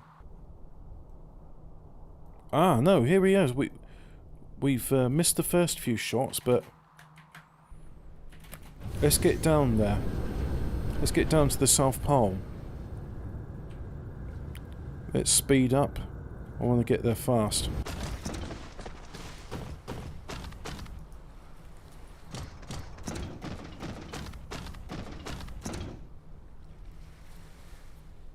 Ah, no sound at the moment. That's a bit disappointing. But... charging, cooling down. Pew, pew. Pew. Pew. There it is. We're starting to see a very first swarm of solar panels around the star.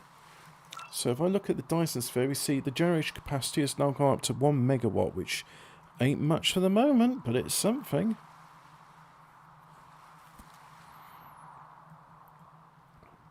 Pew, pew. Oh, that makes me happy.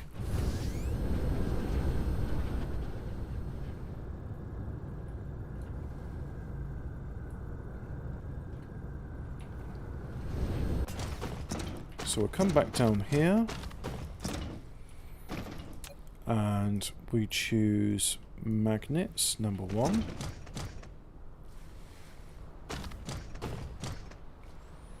Number 1, I order you to do a number 2.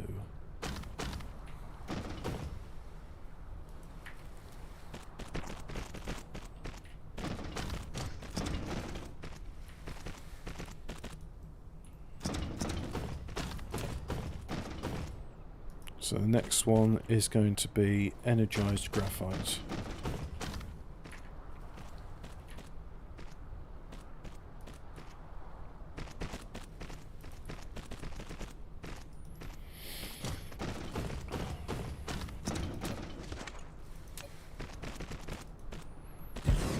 Right, so this is building super duper magnets, which is this one. And so we'll do that.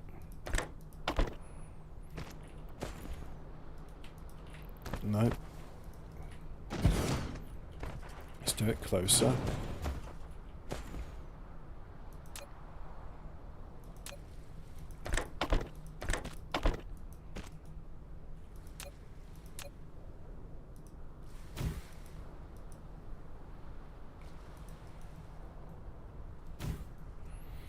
So we got that, and then we need to demand turbines, electro turbines.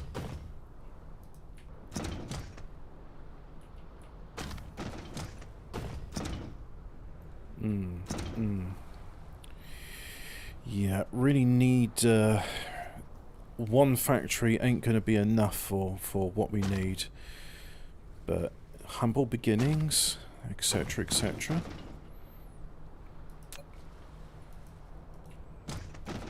So we can't do that. That can be just deleted.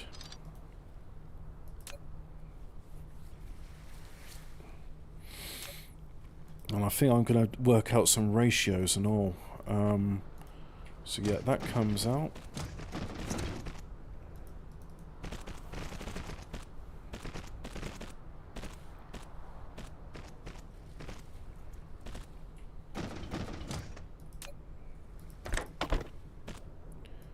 And then the super magnets needs to go to some sort of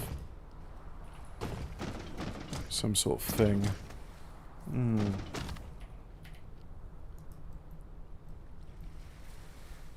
Occasionally that tooltip pops up, but I don't know why. It's not helpful.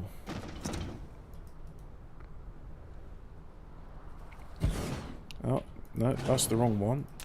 We want the small planetary one. The local one.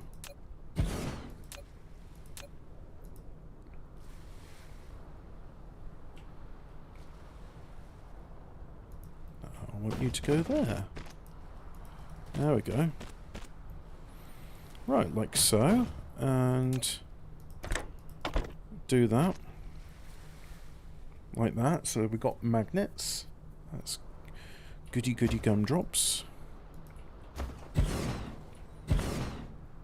So now,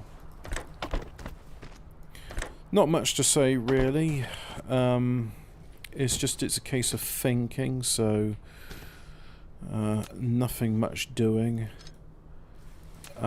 That's why I didn't think it'd be very good to stream this, because most of it is going to be just me going, yeah.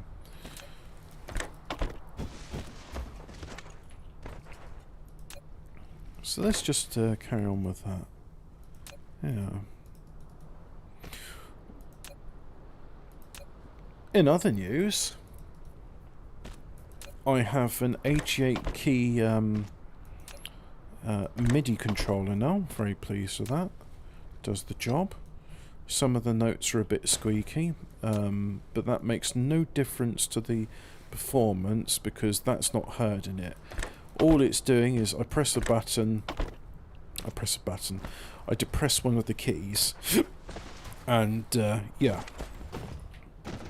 Right, so let me figure out.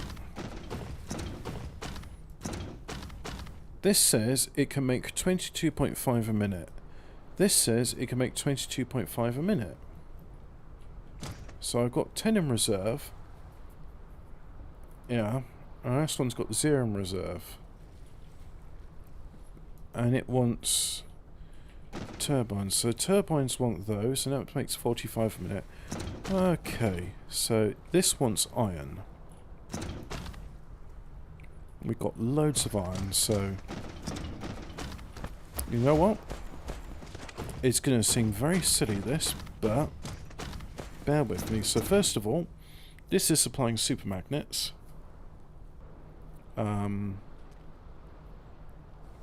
I want you to supply super magnets. It's a component, and the component is there. But before you do that,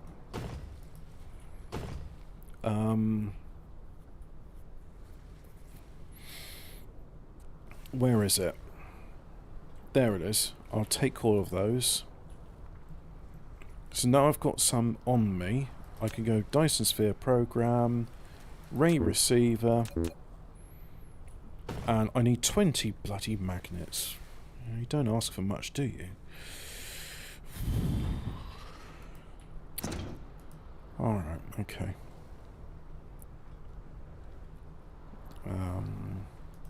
Receive magnets, and you're going to be supplying them.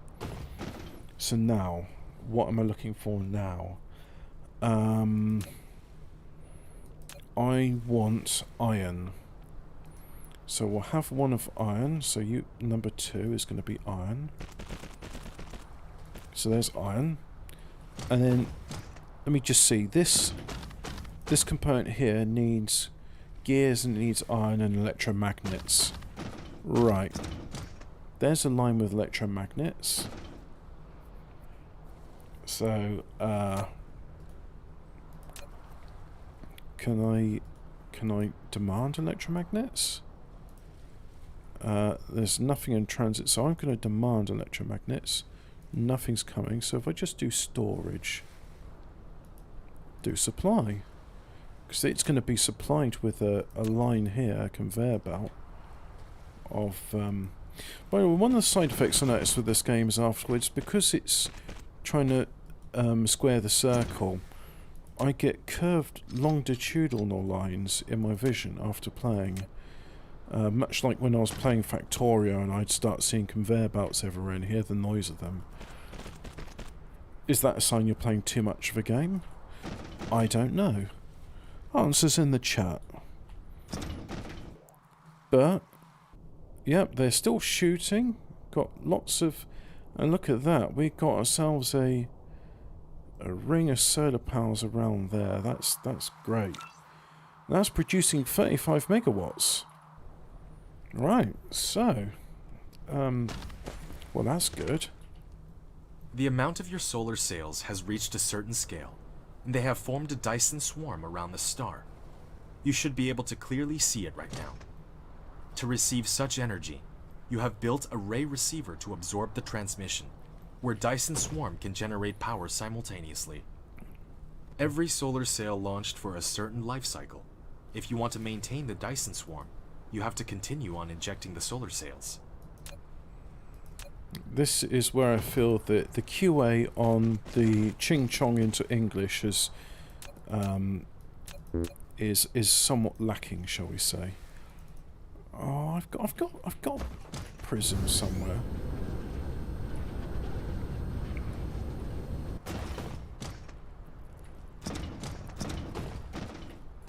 Yeah, look, there's prisms. So, can I...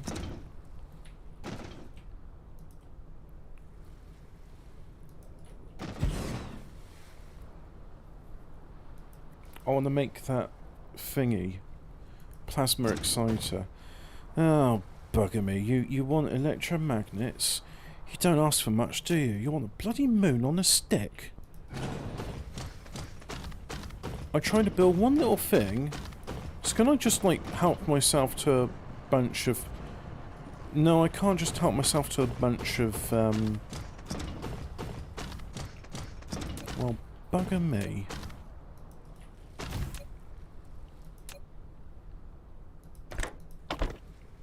Let's do the slow one then.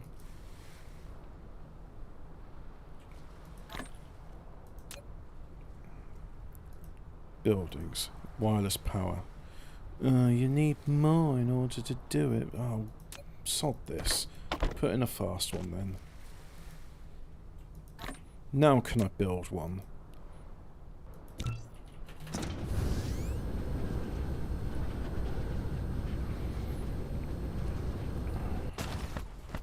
So now let's have one of these over here. So that's me charging up. Now, I'm getting to the point where I'm getting somewhat frustrated with this, and we're getting up to 2 hours, so this will probably be it very soon. But let's try and get at least let's get turbines up and running before I quit for the night. So now, done that. Check these. What am I checking? That's too far away, it won't let me check. Alright, so what about a assembler? Can I build another one of those? Yeah, I can build 9 of those. Rightio. So now, let's have a conveyor belt go here.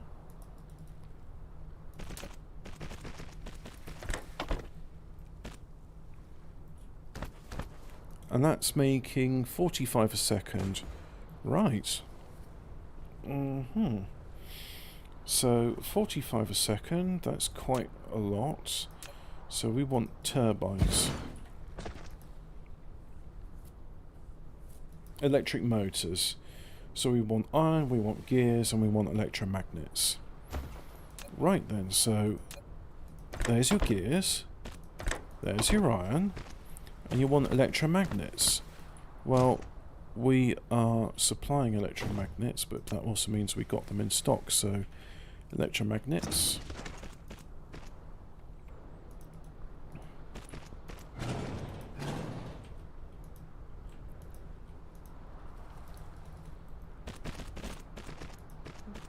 And I'm about to find that this conveyor belt is insufficient for our needs. I think I might.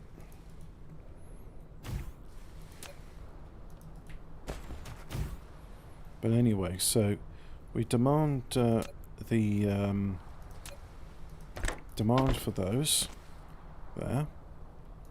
So now it's building it. It's only building 22 a second, so I reckon I can have 3 of those factories.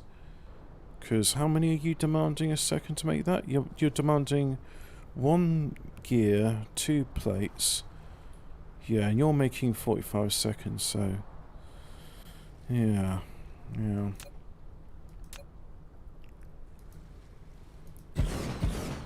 Let's do 4.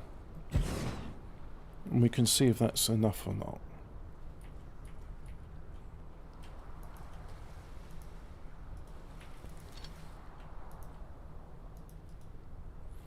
So, let's extend these.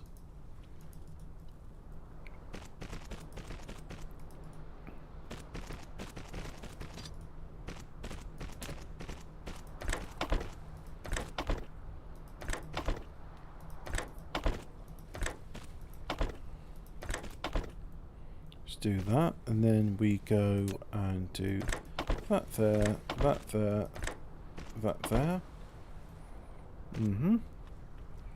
So now we want an output lane for electric motors.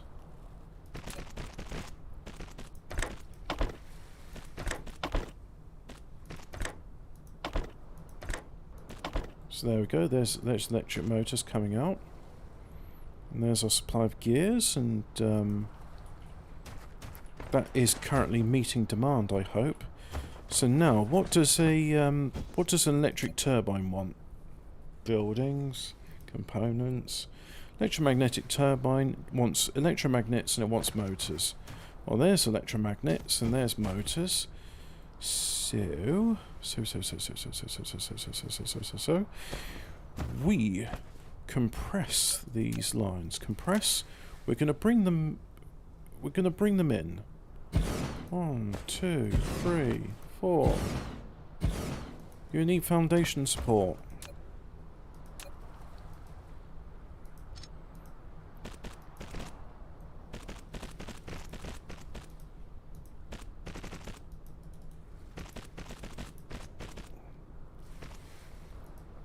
Right, do that.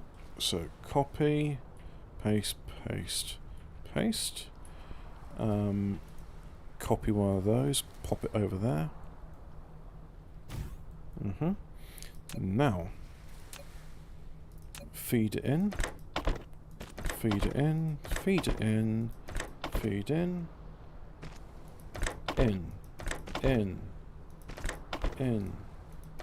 in, like so. And then we do an output.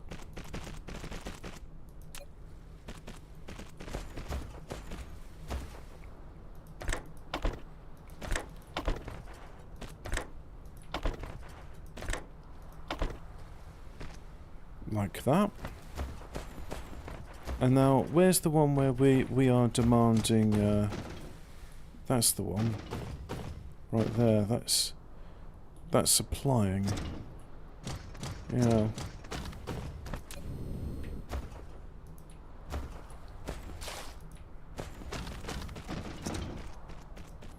So a lot of spaghetti, but, well, we're used to that. Just spill our spaghetti all over the place.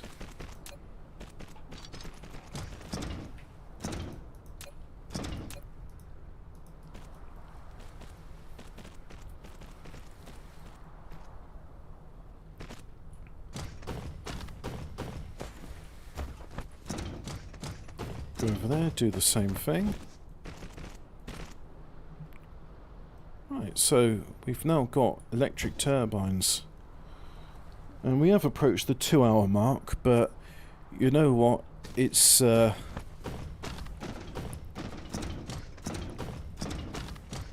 we're almost at the stage where I'm ready to quit, but not yet. I really want to do this this thing here. So these are all going over to there to make the super magnets. That's right. And there's your super magnets. So this is to make a ray receiver. A ray receiver is nope, that's a ray receiver. Super magnets, processors, pinky purpley things, high purity. Wow, that is asking for a lot of stuff.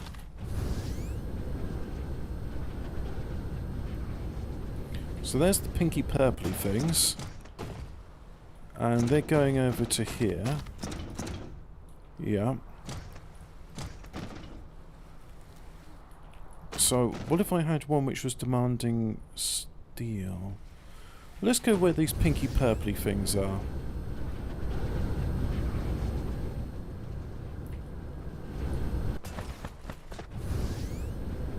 The pinky purpley things are over here. Right. Okay. I know the pinky purpley things have a name, but I'm not interested in that. So we want pinky purplies.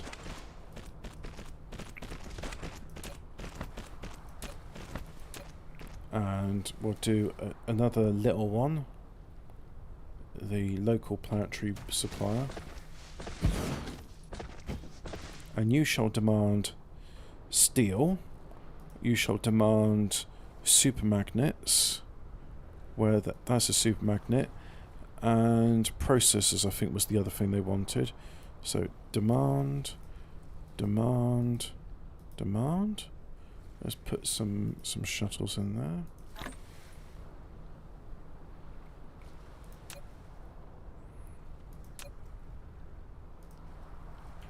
So steel, like that. A factory. Pop it there. And this is going to make us the ray receiver. Like so. I think I only need one building to do this.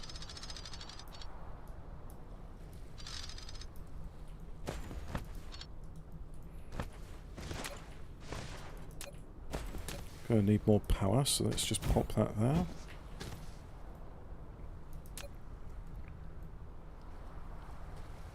That's good, it's getting what I asked for.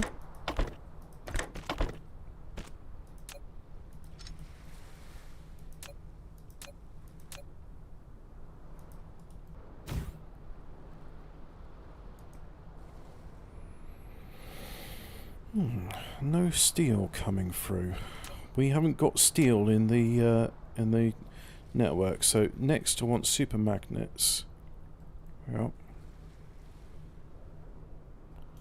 Super magnets, thank you.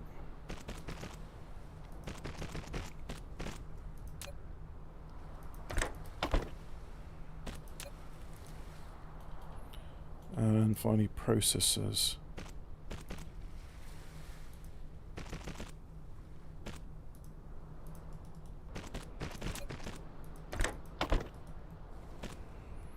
So there we go, there's... Right, so where am I making steel then? Am I making it in any appreciable quantity somewhere? I'm making it there. Okay. So, we're going to have a little storage box. Yep. Which is too close, so... Was it too close? It was not. We're going to do just that. So I can only build one. Do I have any steel on me? I do. Don't have high purity silicon. My god, that is a lot of components it's asking for. Where where can that go then?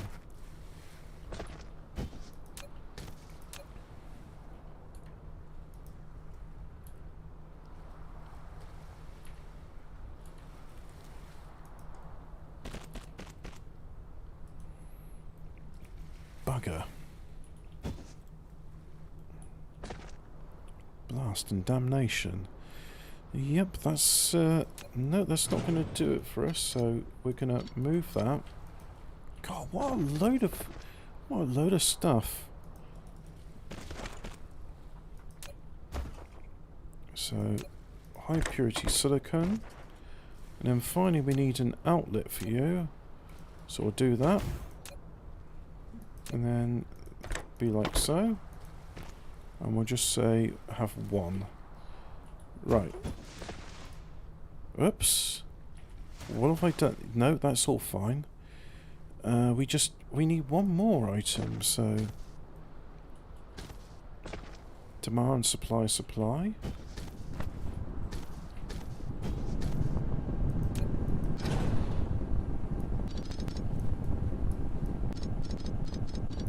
No need for local storage now that we got this big thing here. What does the storage?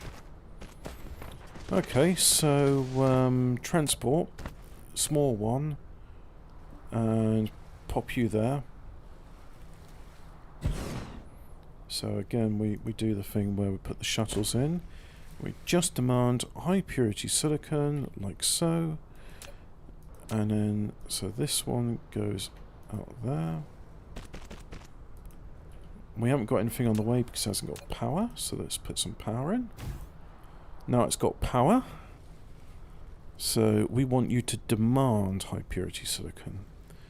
And likewise, I want you to, well, you're demanding steel, so that's fine.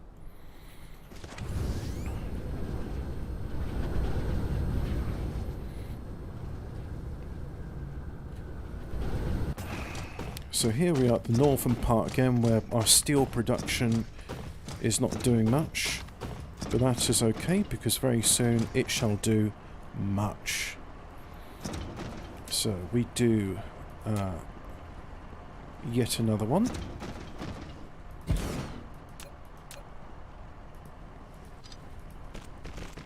Like so, and we say we demand steel, and we are supplying steel, and we're going to put some of the transport drones in there, like so. And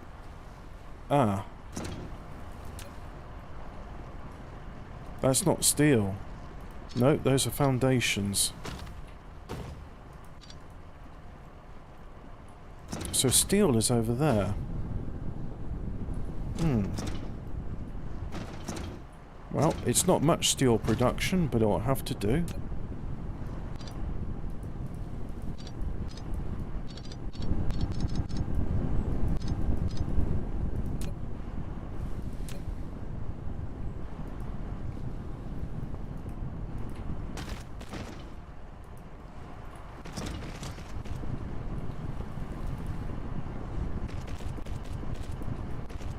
There we go. And right, so output steel. Likewise, you output steel, you output steel. There, everything's outputting steel. Steel is going in, and it is being demanded. Very good. There's the high purity silicon.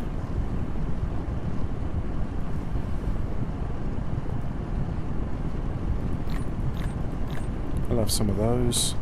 Don't need that. I'll have some of those. And some of those.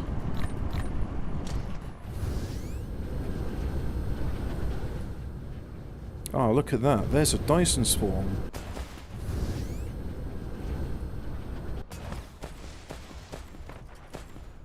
So here's our thing, and it still wants steel, and the steel is coming any moment now.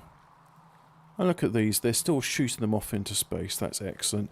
What I'm going to do is I'm going to have 2 ray receivers on each planet, on the north and south pole, and that way there will always be power coming in. Because if I put it on the equator, then I'll have to put at least 4, preferably 6, on the equator, equidistantly spaced, And there's no easy way of doing that. And here comes a first load of steel. So this is an exciting moment. So it lands with the steel comes out, the steel goes into the replicator, and there's our first bunch of ray receivers. Excellent. So here I go, and it comes under Dyson Sphere program. So we'll put the ray receiver there. You built a ray receiver, which can receive the high-energy rays transmitted from the Dyson Sphere For and white directly well-being. input them to the power grid. However, caused by the ray receiving efficiency, the ray receiver's requested power will be larger than the documented output power of the Dyson Sphere. You can keep it working or upgrade technologies to increase the ray receiving efficiency. And there's a photon generation, so that's got a strength link of 100%. That's good. And so what does this tell me? Generation capacity is now 140. So currently this part is all in there. Yeah, that's good. And that is receiving power from our Dyson Sphere, 81.7 megawatts. So there we go. There's our Dyson Swarm. God, that's exciting, isn't it? So, let's pick up some fuel. So I think there's fuel over there. Yep, there is.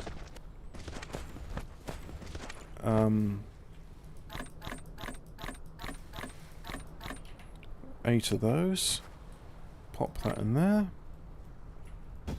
And there's me almost recharged.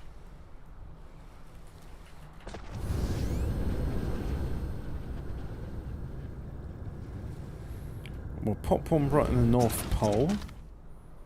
So, Dyson Sphere program, ray receiver.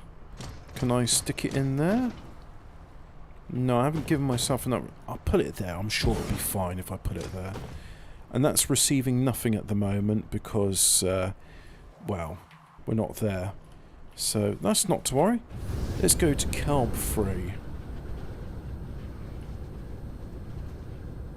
So, beta reticuli. No, we're not ready to do that yet. So if I just accelerate towards the star, like so, and now, Kelb 1, Kelb 2, logistics vessels are going there. There's Kelb 4, there's Kelb 3. So let's zoom towards Kelb 3. Not full speed ahead, but close enough. So if you've been watching me, wow, we're getting into midnight. I should be going to bed now, but yeah, not in any pain at least, which is say. And oh look, if you see in the bottom right corner, it shows that it's past midnight. And that this current play session, in total, has been 27 hours long. So, 27 hours into the game, and I think we've done all right, haven't we? Started building a Dyson Swarm. So here we go. Here's Kelb 3, and yeah. So let's go to. Let's go to the pole.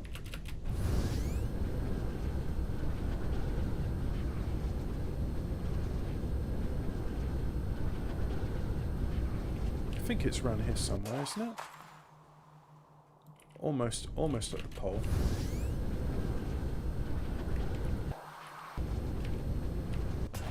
Right, so now if I go power, Dyson Sphere thingy. Ah, there we go. Construction mode shows me that the pole is right there.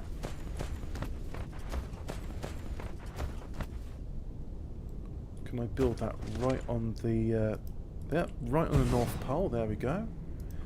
And let's get some long-range transmission of power.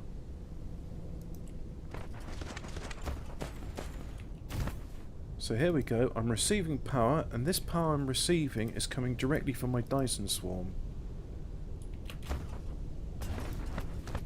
Yep, 5 megawatts.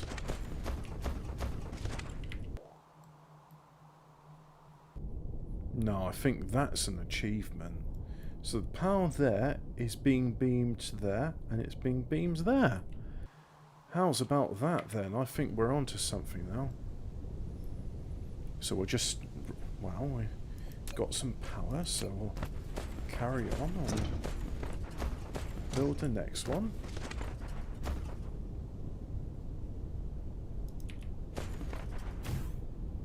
There's the next one.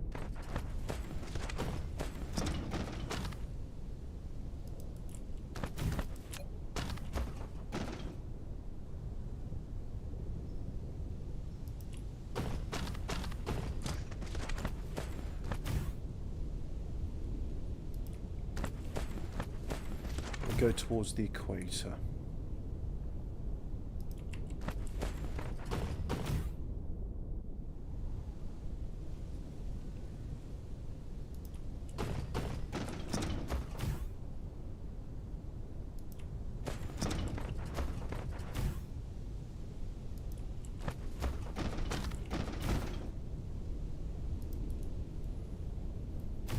Right, so there we are at the equator. And this is now connected into the rest of the generation system, and that's very nice. We got ourselves, we got ourselves something good going on here. So we'll go towards the South Pole, and we'll repeat the same step that we did before. We'll put a ray receiver there, so that way the planet will always be receiving power from the sun, or a Dyson swarm, I should say, which in turn is getting power from the sun. And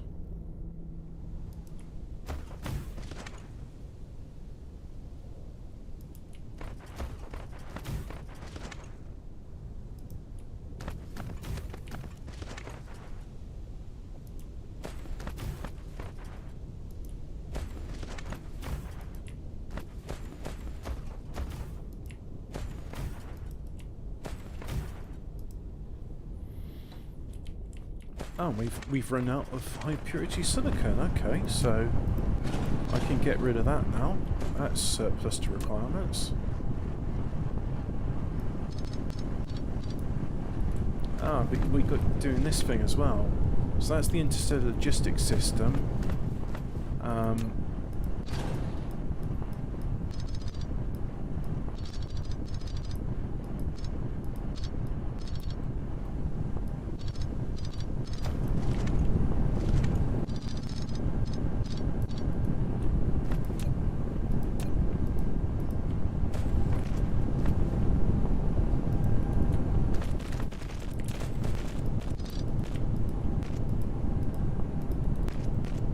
Do that, like so.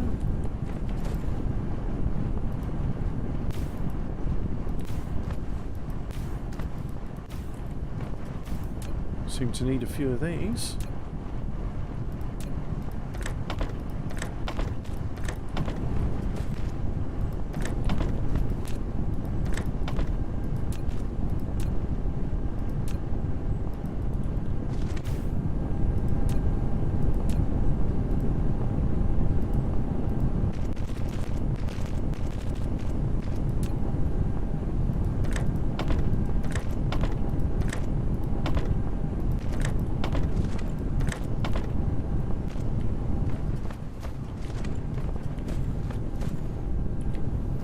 So this one is now redundant. Let's take it back. Right, so I think, you know what? Let's go and explore Kelb 4. Ah. Well, where is Kelb 4? There's Kelb 1, there's Kelb 2.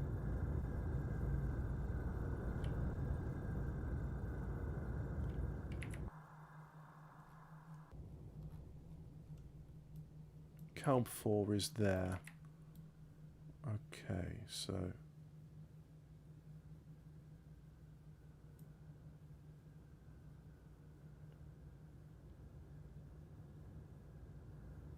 I'm just in orbit of the planet right now. I'm looking for Kelb 4, It'd be really nice if you could click on the planet and say, yep, set a marker to that one, please.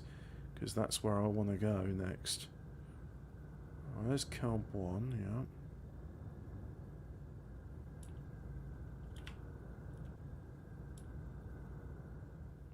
Right, so now I've escaped orbit.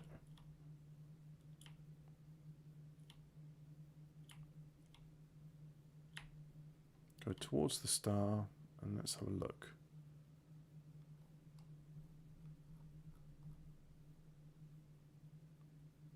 Kelb 4, there it is. 1.34 astronomical units away. That's not far.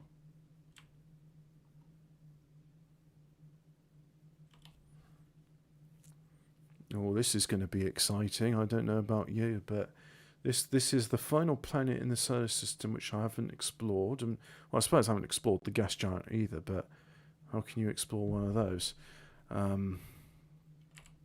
Yeah. Let's get a ray receiver on Kelb 4.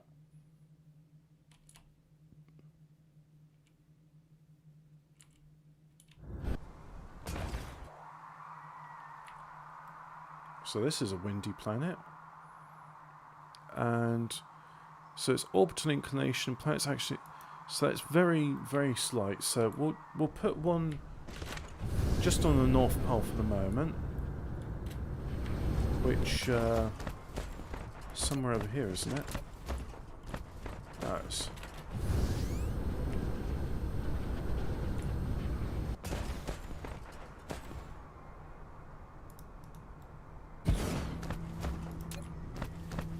I don't have any of those, and I can't build one.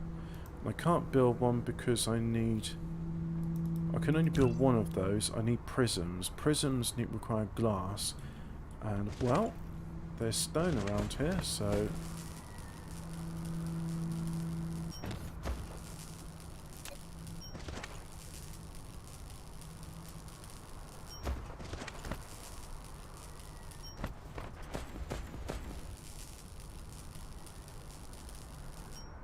I can build 2.